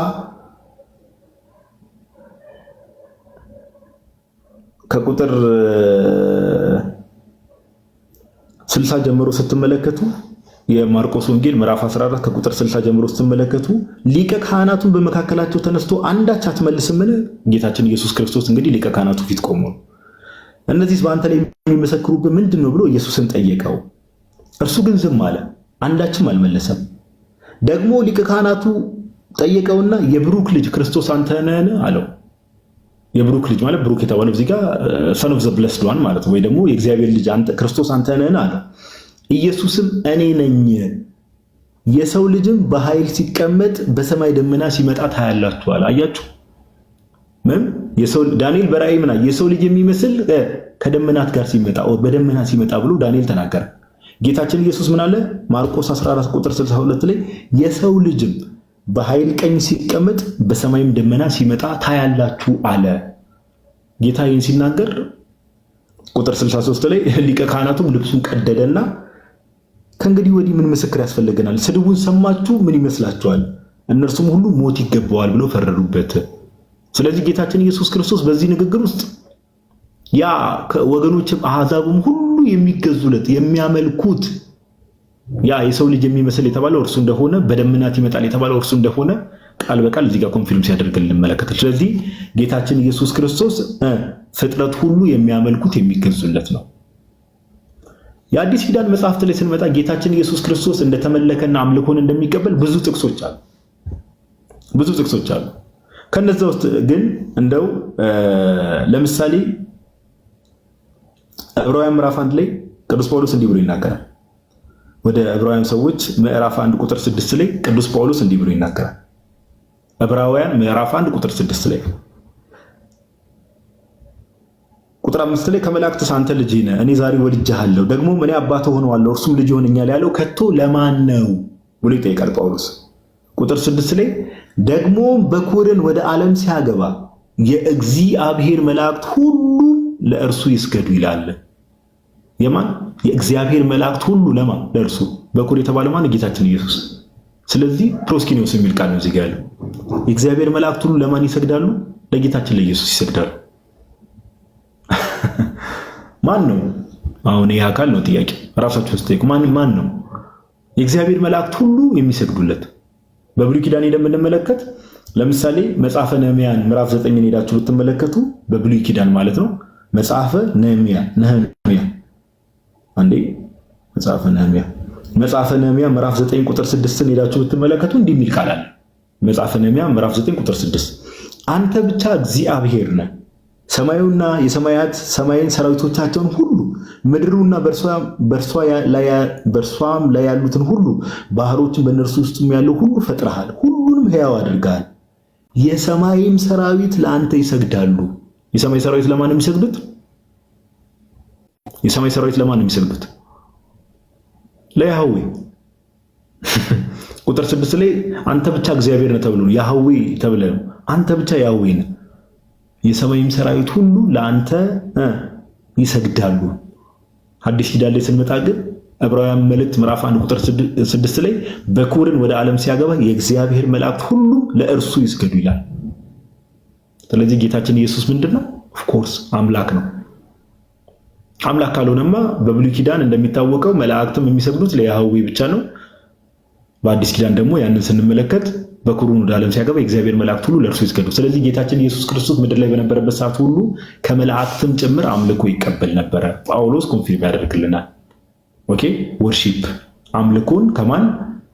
ከመላእክትም አምልኮን ይቀበላል። ጌታችን ኢየሱስ። ከዛ ባለፈ ጌታችን ኢየሱስ ክርስቶስ ፊልጵስዩስ መልእክት ምዕራፍ 2 ላይ ቅዱስ ጳውሎስ እንዲህ ብሎ ይናገራል። ወደ ፊልጵስዩስ ሰዎች ምዕራፍ 2 ቁጥር ፊልጵስዩስ መልእክት ምዕራፍ 2 ከቁጥር 6 ጀምሮ እናንተ ሙሉን ማንበብ ትችላላችሁ።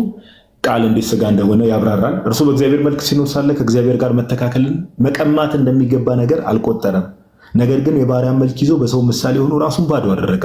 በእግዚአብሔር መልክ ሲኖር የነበረው ቃል የባሪያን መልክ ያዘ፣ የእኛን መልክ ራሱን ባዶ አደረገ። በምስሉም እንደ ሰው ተገኘ፣ ራሱንም አዋረደ፣ ለሞትም ይኸውም የመስቀል ሞት እንኳን የታዘዘ ሆነ። በዚህም ምክንያት ደግሞ እግዚአብሔር ያለ ልክ ከፍ ከፍ አደረገው፣ ከስምም በላይ ሁሉ ያለውን ስም ሰጠው ካለ በኋላ ቁጥር 10 ላይ እንደዚህ ይላል፣ ይህም በሰማይና በምድር በደንብ አስተውሉ። በሰማይና በምድር በሰማይና በምድር ከምድርም በታች ያሉት ሁሉ በኢየሱስ ስም ይንበረከኩ ዘንድ በሰማይም በምድርም ከምድርም በታች ያሉ ፍጥረት ሁሉ በማን ስም ይንበረከኩ ዘንድ? በኢየሱስ ስም ይንበረከኩ ዘንድ። ከእውነተኛው አምላክ ውጭ ፍጥረት ሁሉ ማንም ሰው በሆነ አካል ስም ሊንበረከክ አይችልም። ኦኬ። ከእውነተኛው አምላክ ውጪ ሁሉን ከፈጠረው አምላክ ውጪ ከዛ አካል ውጪ ፍጥረት ሁሉ እንዴት በሰማይም በምድርም ከምድርም በታች ያሉት ሁሉ እንዴት ሊንበረከኩ ይችላሉ? ይችላሉ? በፍጹም አይችሉም። በፍጹም። ስለዚህ ጌታችን ኢየሱስ ክርስቶስ ፍጥረት ሁሉ ምን በስሙ ራሱ ይንበረከካሉ። ኢየሱስ የሚለው ስም ሲጠራ ይንበረከካሉ። ኦኬ። ይሄንን መንበረከክ የሚለው ፍጥረት ሁሉ ግን የሚንበረከከው የብሉይ ኪዳን መጽሐፍን ብንመለከት ለያህዌ ነው። ለያህዌ ነው ፍጥረት ሁሉ የሚንበረከከው። ኢሳይያስ ትንቢተ ኢሳይያስን ሄዳችሁ ብትመለከቱ ትንቢተ ኢሳይያስ ምዕራፍ 45 ቁጥር 24 ላይ እንዲህ የሚል ቃል ታገኛላችሁ። ትንቢተ ኢሳይያስ አንዴ ትንቢተ ኢሳይያስ ምዕራፍ 45 ላይ እንዲህ የሚል ቃል እናገኛለን። ቁጥር 24 ላይ ኦኬ። ትንቢተ ኢሳይያስ ምዕራፍ 45 ቁጥር 24 ላይ ስለ እኔ በእግዚአብሔር ዘንድ ብቻ ጽድቅና ኃይል አለ። ይቅርታ፣ ትንቢተ ኢሳይያስ ምዕራፍ 45 ቁጥር 23 ቁጥር 23 ቃሌ ከአፌ በጽድቅ ወጥታለች አትመለስም፣ ጉልበት ሁሉ ለእኔ ይንበረከካል አለ ያህዌ። ጉልበት ሁሉ ለእኔ ይንበረከካል፣ ምላስም ሁሉ በእኔ ይምላል ብዬ በራሴ ምያለሁ አለ። ጉልበት ሁሉ ለማን ይንበረከካል? ለእኔ። ጳውሎስ ፊልጵስዩስ መልእክት ምዕራፍ 2 ላይ በሰማይም በምድርም ከምድርም በታች ያሉ ጉልበት ሁሉ በማን? በኢየሱስ ስም ይንበረከኩ ዘንድ። አያችሁ ጌታችን ኢየሱስ ክርስቶስ የባህሪ አምላክ እንደሆነ አምልኮን ከፍጥረታት ሁሉ እንደሚቀበል ፍጥረት ሁሉ እንደሚሰግድለት አያችሁ። ኦኬ። ይህንን ተጨማሪ ጥቅስ ኢቨን የፕሮቴስታንት ስኮላሮች ሁላ ለምሳሌ የፕሮቴስታንት አልኩኝ የሙስሊም እንግዲህ ዶክተር ሻቢር አሊን ታውቁታላችሁ። ያው አሁን እንግዲህ በፊት በቀደመው ላይ እስልምናው ላይ ዕቅበተ እምነት በመስራት የሚታወቅ ሰው ነውና ጂሰስ ጋድ ኢየሱስ እውን አምላክ ነው የሚል መጽሐፍ አለውና እዛ መጽሐፍ ላይ ቁጥር 25 ላይ ፔጅ 25 ላይ ዶክተር ሻቢር አሊ ምን ይላል? ፊልጵስዩስ መልእክት ምዕራፍ 2 ቁጥር 10 ላይ ያለው ስርዋጽ ነው እንጂ ግልጽ ነው። እዚህ ጋር ይህንን ክፍሉ እንዳለ ካነበብነው ኢየሱስ አምላክ እንደሆነ ያሳያል፣ ግን ስርዋጽ ነው ወይ ደግሞ ጳውሎስ ከራሱ ያስተማረው ትምህርት ነው ብሎ ሁላ ኢሳይያስ ላይ ለያህዌ የተነገረን ነገር ነው ጳውሎስ ለኢየሱስ አምጥቶ እየሰጠ ያለው ብለው ያስቀምጣሉ። ስለዚህ ቴክስቱን ቃል በቃል ክፍሉን ስንመለከት ኢየሱስ ክርስቶስ የባህሪ አምላክ እንደሆነ ፍጥረት ሁሉ የሚሰግድለት ጌታ እንደሆነ ማየት እንችላለን። ከዚህ ጋር በተገናኘ ሁሌ እንደምናነሳው የዮሐንስ ራእይ ምዕራፍ 5 ቁጥር 13 ኦኬ። በሰማይም በምድርም ከምድርም በታች ያሉ ሁሉ ኦኬ ለእግዚአብሔርና ለበጉ ሲሰግዱ እግዚአብሔርና በጉን ሲያመልኩ ዮሐንስ በራእዩ በሰማያት ጌታችን ኢየሱስ ካረገ በኋላ በአባቱ ቀኝ ከተቀመጠ በኋላ ዮሐንስ ራእይ ምዕራፍ 5 ቁጥር 13 ላይ በሰማይም በምድርም ከምድርም በታች ያለ ፍጥረት ሁሉ ለእግዚአብሔርና ለበጉ አምልኮን ሲያቀርቡ ዮሐንስ በራእዩ ይመለከታል። በጉ የተባለ ማን? እግዚአብሔር በግ የተባለው ጌታችን ኢየሱስ ነው። ስለዚህ ጌታችን ኢየሱስ ክርስቶስ ምድር ላይ በነበረበት ሰዓት ከፍጥረት ሁሉ ሳይሆን በሰማያትም ካረገ በኋላ በአባቱ ቀኝ ከተቀመጠ በኋላ ፍጥረት ሁሉ አምልኮ የሚያቀርብለት ጌታ ነው። ኦኬ፣ አምልኮ የሚያቀርብለት ጌታ ነው። ኢቭን አጋንንት የሚሰግዱለት ጌታ ነው ጌታችን ኢየሱስ። አጋንንት ይህን ጥቅስ ላንሳና እኔ እዚህ ላይ ያበቃለሁ።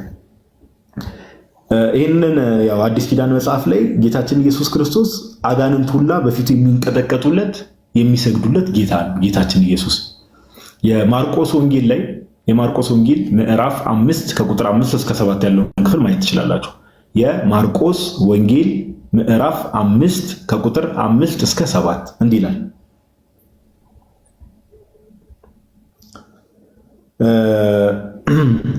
እሺ ከቁጥር 4 ጀምሮ ላንብብላችሁ። የማርቆስ ወንጌል ምዕራፍ 5 ብዙ ጊዜ በእግር ብረትና በሰንሰለት ይታሰር ነበርና ዳሩ ግን ሰንሰለቱን ይበጣጥስ እግር ብረቱንም ይሰባብር ነበር። እንግዲህ አጋንንት ያለበት ሰው መንፈስ ያለበት ሰው ሊያሸንፈውም የሚችል አልነበረም።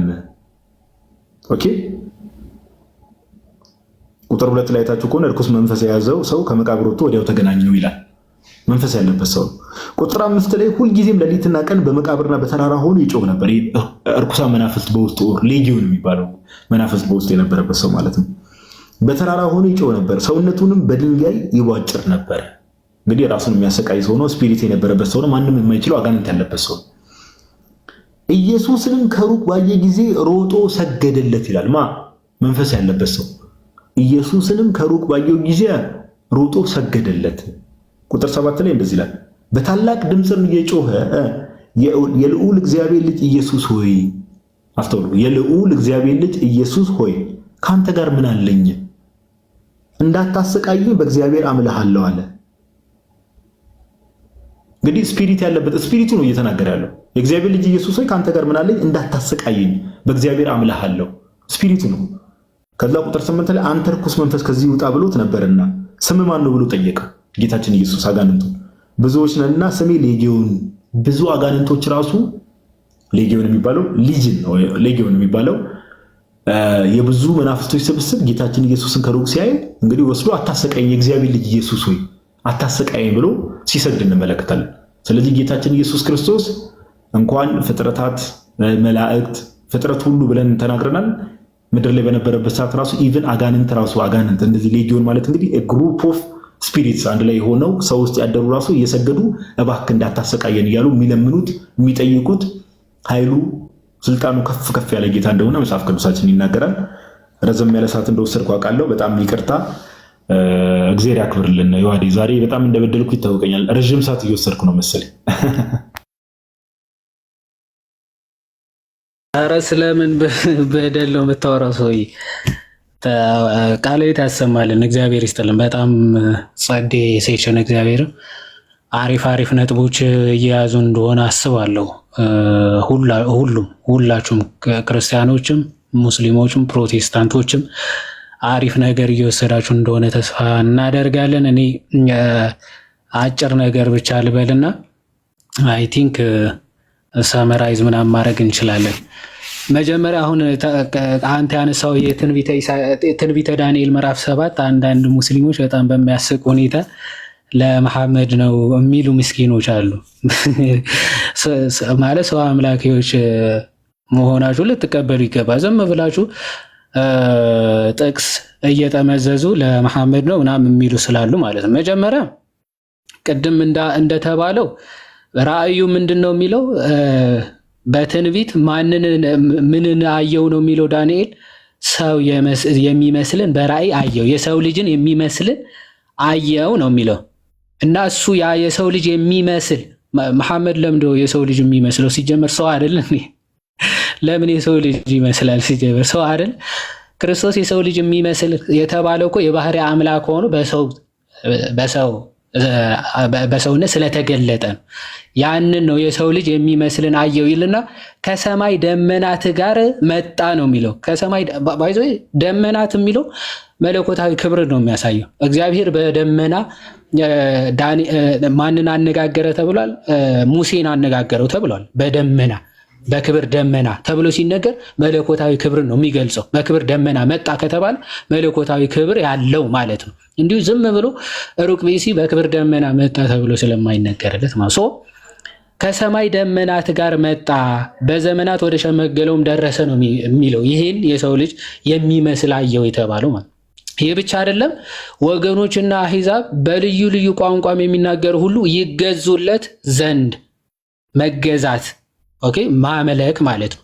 ያመልኩት ዘንድ በልዩ ልዩ ቋንቋ የሚናገሩ ሁሉ ይገዙለት ነው። ይሄ የሰው ልጅ የሚመስል የተባለው ክርስቶስ ራሱ መሆኑ ቅድም አሳይቶናል አይደል? ቃል በቃል ትንቢተ ራእይም ላይ ባይዘው የሰው ልጅ የሚመስል የተባለው ክርስቶስ እንደሆነ ዮሐንስ ራሱ ደግሞ ተናግሯል። ራእይ ምዕራፍ 1 ከቁጥር 13 ላይ 13 አይ ቲንክ አልተሳሳትኩኝ እንዲህ ይላል። ያ በመቅረዞቹም መካከል ይላል ዮሐንስ በራእይ ሲመለከት በመቅረዞቹም መካከል የሰው ልጅ የሚመስለውን አየው ይላል። ክርስቶስ ካረገ በኋላ ዳንኤል ከመምጣቱ በፊት ያየውን የሰው ልጅ የሚመስል የተባለውን ማን ያየዋል? ድጋሜ ዮሐንስ በራእዩ ምዕራፍ 1 ከቁጥር 13 በመቅረዞቹ መካከል የሰው ልጅ የሚመስለውን አየው። እርሱም እስከ እግሩ ድረስ ልብስ የለበሰው ደረቱንም በወርቅ መታጠቂያ የታጠቀ ነበር። ራሱና የራሱ ፀጉር እንደ ነጭ የበግር ፀጉር ነበረ፣ እንደ በረዶም ነጭ ነበሩ። ዓይኖቹም እንደ እሳት ነበልባል ነበሩ። እግሮቹም በእቶን የነጠረ የጋለ ናስ ይመስሉ ነበር። ድምፁም እንደ ብዙ ውሆች ድምፅ ነበረ። በቀኝ እጁም 7 ከዋክብት ነበሩት።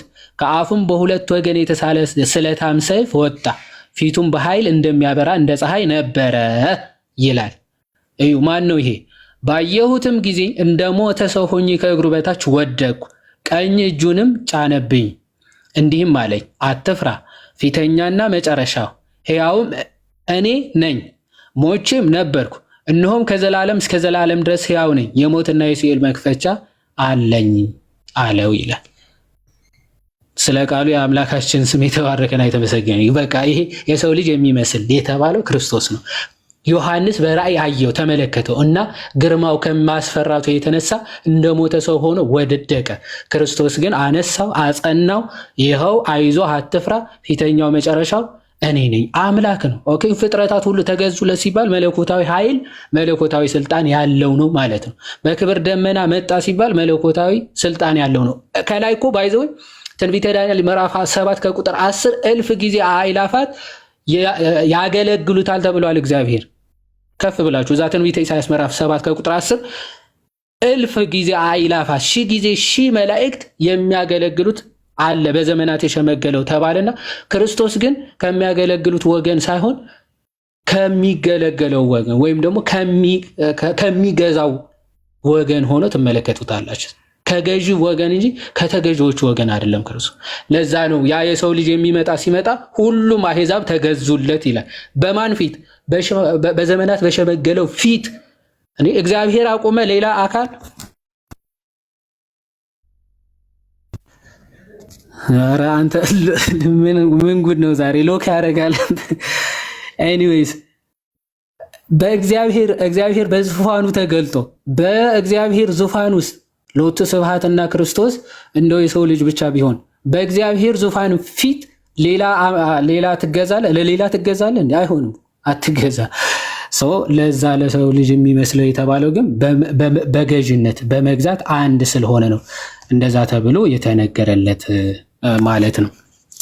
ምናልባት እንዲህ ብለን ሞር ሐዲስ ኪዳን ላይ ፎከስ አድርገን ስንናገር በብሉይ ኪዳን ሐሳብ ወይም ደግሞ በብሉይ ኪዳን ግን የሌለ ሆኖ አይደለም ማለት።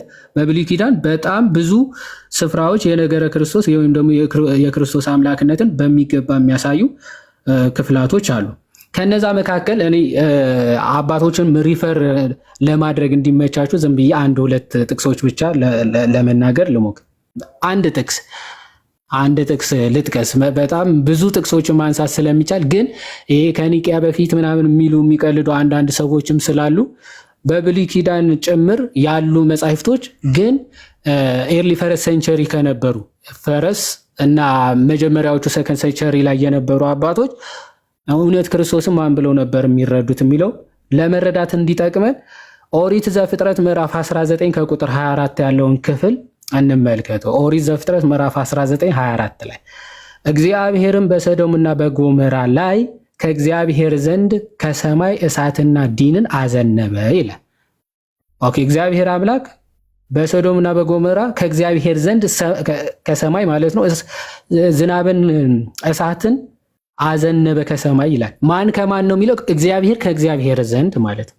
እዚህ ክፍል ላይ ቅዱስ አትናቴዎስም ቅዱስ ጀስቲን ማርቲን ሴንት ጀስቲን ማርቲን ሰማዕቱ ዩስጢኖስም እና አምብሮስ ኦፍ ሚላንም እና አውግስጢኖስም ሁሉንም ብትመለከቷቸው እግዚአብሔር ከእግዚአብሔር ዘንድ እሳትና ዲንን አዘነበ የተባለው ማን ነው ብለው ይጠይቃሉ።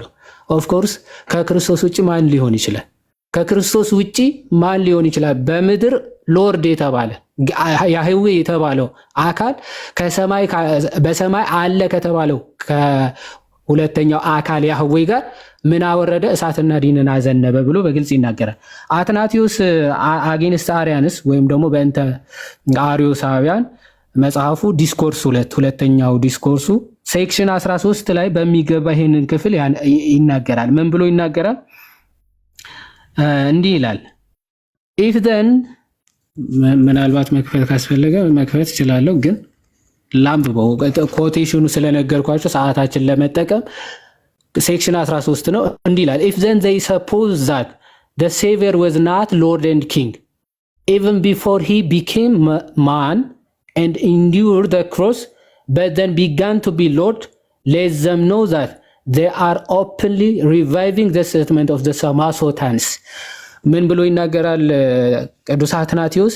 እንግዲህ ክርስቶስ አስቀድሞ ጌታም ንጉስም እንደነበረ የማይመሰክሩ ከሆነ በግልጽ እነዚህ ሰዎች የጳውሎስ ሳምሳጢን ምንፍቅና እያራመዱ እንደሆነ በግልጽ ሊያውቁ ሊረዱ ይገባል አለና but if as we have quoted and declared above he is Lord and King everlasting, seeing that Abraham ማለት ነው worships him as Lord and Moses says then the Lord rained upon Sodom and upon Gomorrah brimstone and fire from the Lord out of heaven ጄኔሲስ 19:24 ማለት ነው እንደተናገረው። እንግዲህ አብርሃም ያመለከውን ከዛ ደግሞ ሙሴ በዘፍጥረት 19:24 ላይ እግዚአብሔር ከእግዚአብሔር ዘንድ እሳትና ዲንን አዘነበ ብሎ የተናገረለትን ዳዊትም ምን ብሎ የተናገረለት the Lord said to my Lord sit on my right hand and your throne O God is forever ብሎ የተናገረለትን እርሱ ንግስናውን your kingdom is an everlasting kingdom. It is plain that even before he became man, he was king and Lord everlasting, being image and word of the Father. ቅዱስ አትናቴዎስ ምን ብሎ ይናገር? እንግዲህ በእነዚህ ጥቅሶች መሰረት ይላል ምን አለ? ዳዊት ጌታ ጌታዬን ጠላቶች የእግር መረገጫ እስካደርግልህ ድረስ በቀኝ ተቀመጥ፣ አምላክ ሆይ መንግስት ለዘላለም የሆነ መንግስት ነው ብሎ ተናግሯል። ሙሴም በዘፍጥረት ጌታ አምላክ ከአምላክ ዘንድ እሳትና ዲንን አዘነበ ብሎ ተናግሯል። አብርሃምም ይህንን ጌታ ይህንን ክርስቶስን አምልኮታል። ይህንን ያመለከው ደግሞ ራሱ እግዚአብሔር ምን ብሎታል? መንግስት ለዘላለም የሆነ ነው ብሎ ከተናገረ ስለዚህ ንግስናውን ጌትነቱ አምላክነቱ ደግሞ ኤቨርላስቲንግ አምላክነት ነው ወይም ደግሞ የማያልቅ አምላክነት ነው በግልጽ ብሎ ሲናገር እንመለከታለን። ጀስቲን ማርቲርም አጌንስት ትራይፎ ወይም ደግሞ ከትራይፎ ጋር አይሁዳዊ ነው ታውቁታላችሁ ትራይፎ እና መጨረሻ ላይ በጀስቲን ዲያሎግ ወይም ደግሞ በሱ ትምህርት ወደ ክርስትና የመጣ ሰው ነው ትራይፎ ማለት ነው። እና ከሱ ጋር በሚያደርጉት ዲያሎግ ክርስቶስ አምላክ እንደሆነ አሳምኑታል ወይም አሳምኑት ነው ወደ ክርስትና ያመጣው ጀስቲን ማለት ነው። እና እዛ ዲያሎግ ትራይፎ ቻፕተር 56 ላይ በግልጽ ስትናገሩት ይህ በሶዶምና በጎሞራ እሳትና ዲንን አዘነበ እግዚአብሔር ከእግዚአብሔር ዘንድ ተብሎ የተገለጹ ሁለት አካላት እንዳሉ ከሁለቱ አካላት አንዱ ኢየሱስ ክርስቶስ እንደሆነ በሚገባ ይናገራል ማለት ነው። የክርስቶስን አምላክነት ያህዌ መባል ቃል በቃል በብሉይ ኪዳን ተጽፏል። አምላክ ከአምላክ ዘንድ ያህዌ ከያህዌ ዘንድ ተብሎ ሁለት ያህዌ የተባሉ አካላት እንዳሉ ብሉይ ኪዳንም በግልጽ ነው የሚናገረው። ያው በሐዲስ ኪዳን መጥቶ እንደተነገሩ አሳይተናል። ቃል በቃል ግን ሁለቱም አካላት ራሱ ያህዌ ተብሎ የተገለጹበት ክፍልም ጭምር ግን እንዳለ በሚገባ መረዳት እንችላለን። እችን ብቻ ተናግሬ የቅዱስ ዮሐንስ አፈወርቅ እጨርሳለሁ። ቅዱስ ዮሐንስ አፈወርቅ እግዚአብሔር አለ ሰውን በመልካችን እንደ ምሳሌያችን እንፍጠር ያለው ማንን ነው? እግዚአብሔር ሰውን በመልካችን እንደ ምሳሌያችን እንፍጠር ያለው ለማን ነው የሚለው መናፍቃን ሁለት አይነት ሐሳቦችን ያነሳሉ። ሁለቱንም ያነሷቸውን የምንፍቅና ሐሳቦችን የመለሰ እናይና እንጨርሳለን። እኔ ጨርሳለሁ። ያው ስለ ጄኔሲስ ሆሚሊው ላይ ወይም ደግሞ ዘፍጥረት ሆሚሊ ቪዲዮ ስከፍት ትንሽ ስታክ ያደረገብህ መሰለኝ። ስታክ ያደረጋል። ኦኬ እንደዚህ ላይ ቪዲዮ ስከፍት ትንሽ ስታክ ያደረጋል። እሺ በቃ አዛግቼ ላንብበው። ድርሳን 8 ነው ወይም ደግሞ ሆሚሊ 8 የዘፍጥረት ሆሚሊው ድርሳን 8 ቁጥር 8 ላይ ያለውን ሐሳብ ነው ቀጥታ ላንብብላችሁ። ስለዚህ ሰውን በአርአያችን በአምሳላችን እንፍጠር ብሎ የተናገረው ለማን ነው? ለማን ነው? እግዚአብሔር የታላቅ ምክር መልአክ፣ እጹብ ድንቅ መካር፣ ንግስና የባህሪ ገንዘቡ፣ የሰላም አለቃ፣ የዘላለም አባት ተብሎ በኢሳይያስ 9:6 የተነገረው የእግዚአብሔር አብ አንድያ ልጅ ከአብ ጋር አንድ የሆነ ፍጥረት ሁሉ በእርሱ ለተፈጠረው ለወልድ ካልሆነ ለማን ሊሆን ይችላል ይላል። ሰውን በአርአያችን በአምሳላችን እንፍጠር ያለው ለእርሱ ነው። ዳግመኛ ይህ አንቀጽ የአርዮሳውያንን ትምህርት ከንቱ የሚያደርግ ነው። ምክንያቱም አብ ሲናገር ወልድን እንደተወራጅ ወይም ደግሞ ከእርሱ እንደሚያንስ አድርጎ ፍጠር አላለውምና። ኦኬ ልክ ከእርሱ የእርሱ ትእዛዝ ፈጻሚ እንደሆነ በል ሂድ ፍጠር አላለውም። ልጁ ምንድነው ያለው? እንፍጠር ነው ያለው ማለት ነው። አንድ ባህሪ መሆናቸውን በሚያስረዳ ንግግር እንፍጠር አለው እንጂ። ከዚህም በተጨማሪ ሰውን በአርአያችን በአምሳላችን ማለቱ ይበልጥ አንድ ባህሪ መሆናቸውን የሚያስረዳ ኃይለ ቃል ነው። አንዳንድ መናፍቃን ደግሞ በአርአያችን የሚለው ንግግር ይዘው ነገረ እግዚአብሔር በሰውኛ አገላለጽ ሊናገሩ ይወዳሉ። ነገር ግን መጠኑ የማይታወቀውን ምሳሌው የሌለውን በባህሪ የማይለወጠውን ግዘፍ የሌለው ረቂቁን ልክ እንደ ሰው እጅና እግር መስጠት ፍጹም ስህተት ነው። በመንፈስ ቅዱስ መሪነት የተጻፈው ቃል እግዚአብሔር የሚያስተምረውን ካለመቀበል በላይ ምን አለ? ከዚያው ቃል ብዙ ፍርድን በራስ ላይ መጨመርን የሚያስከትል ስንፍና ነው ይልና የአይሁዶችን እብደት ብሎ የሚናገርበት ክፍል አለ። እሱ ባነበው አሪፍ ነበር። እሺ አጠር ያለ የአይሁዶችን ትምህርት የሚናገርበትን አጠር ያለችዋን አንብባትና ለጨረስ። እስኪ አሁን ደግሞ አይሁዳዊውን እንጠይቀውና ሰው በአርአያችን በአምሳላችን እንፍጠር የሚለው ኃይለ ቃል እንዴት እንደሚተረጎመው እንስማ ይላል። እነዚህ ኃይለ ቃላት በልብ መታሰቡ፣ በቅዱሳት መጻሕፍት መዘገቡ፣ በቃል መነገሩ ከፍ ከፍ ይበልና ጌታችን ኢየሱስ ክርስቶስ ሙሴንስ አምናችሁት ቢሆን እኔንም ባመናችሁኝ ነበር ብሎ እንደተናገረው ዮሐንስ 5:46 ማለት ነው። በከንፈራቸው እናምናለን የሚሉ ግን ደግሞ በተግባር የማያምኑትን ሙሴ የተናገራቸው ናቸው። እነርሱ ዘንድ ንባቡ አለ፣ እኛ ዘንድ ግን ትርጓሜው አለ። እናስ እግዚአብሔር ሰውን በአርአያችን በአምሳላችን እንፍጠር ብሎ የሚናገረው ማንን ነው? እቅዱን እንዲህ ብሎ ያቀረበው ለማን ነው? እግዚአብሔር እቅድ ማውጣት እንዲሁም የቱ ይሻላል ብሎ ማውረድ አስፈልጎት አይደለም። እንደዚህ አይነት ሐሳብ ከእናንተ ዘንድ ይራቅ። ይልቁንስ በዚህ ንግግር መግለጥ የፈለገው የሰው ልጅ ምን ያህል ክቡር ፍጥረት መሆኑን ያሳይ ዘንድ ነው ይልና ወዮ እንደምን ያለ ስንፍና ነው፣ እንደምንስ ያለ ድንቁርና ነው እናንተ ሰዎች ስትሆኑ እግዚአብሔር ሰውን በአርአያችን በአምሳላችን እንፍጠር ያለው ለመላእክት ነው ስትሉ ምክንያታችሁ ምንድን ነው? ይሄ ለመላእክት ነው የሚለው አንዳንድ አይሁዳውያን ስላሉ ማለት ምን አይነት ስንፍና፣ ምን አይነት ድንቁርና! እንዴት ነው እግዚአብሔር ለመላእክት ሰው እንፍጠር ብሎ ሊናገራቸው የሚችለው? ምክንያቱ ትንቢተ ኢሳይያስ ምዕራፍ 6 ላይ ስለ መላእክት ሲናገር ምን ብሎ ተናግሯል? ሱራፊኤልም በዙሪያው ቆመው ነበር፣ ለእያንዳንዱም 6 ክንፍ ነበረው። በሁለት ክንፎቻቸው ፊታቸውን ይሸፍኑ ነበር፣ በሁለት ክንፎቻቸው እግሮቻቸው ይሸፍኑ ነበረ ተብሎ ተጽፏል። እግዚአብሔርን ከመፍራታቸው ከመንቀጥቀጣቸው የተነሳ በክንፎቻቸው ፊቶቻቸውና እግራቸውን የሚሸፍኑ እነዚህ መላእክት እግዚአብሔር ፊት ቀርበው እንደው እንፍጠር ብሎ ማለት ከሱ ምክር ሊቀበሉ የሚችሉ አንዳቸው እንደምን ያለ መልአክ ነው። ኦኬ በፍጹም መላእክትንስ እንዲህ ብሎ ወይም እነሱን አለም እንፍጠር ብሎ የተናገራቸው ታዲያ ማን ነው? ምክሩ፣ ሐሳቡ፣ ፈቃዱ፣ ጥበቡ፣ ዕውቀቱ የሆነው ልጁ ኢየሱስ ክርስቶስን ነው በግል ብሎ በግልጽ የሚናገረው። ምክንያቱም ልፈጥር ነው ሳይሆን እንፍጠር ብሎ ስለሆነ የተናገረው መላእክትን በፍጹም ሊሆን አይችልም። ሰው መፍጠር የሚችል አካል እንደሆነ በሚገባ የሚያሳይ ነው። ለቅዱስ ዮሐንስ አፈወርቅ ይናገራልና በረከቱ ይደርብን። እግዚአብሔር ይስጥልን። ጨርሻለሁ። ገዱ በጣም ጸድ ዋዲ በጣም ደስ የሚል ማብራሪያ እግዚአብሔር ያክብርልን ብሎ እስኪ በጣም ጸዴ ነው። እንደውም አንድ ቀን ቆይ ዋዲ ከፐርሰናል አንፃር በተለይ ስፔሻሊ ብሉይ ኪዳን ላይ እኮ አለ አይደለ ያህዌ ራሱ አሁን ቀደም እንዳልከው ዘፍጥረት 19 ቁጥር 4 ላይ እግዚአብሔር ከእግዚአብሔር ዘንድ እሳትና ዲንን እንደሚለው ብዙ ቦታዎች እኮ አሉ ዋዲ። ለምሳሌ እግዚአብሔር ተናገሪልና የእግዚአብሔርን ስም አውጃለሁ እያለ ይናገራል አይደል?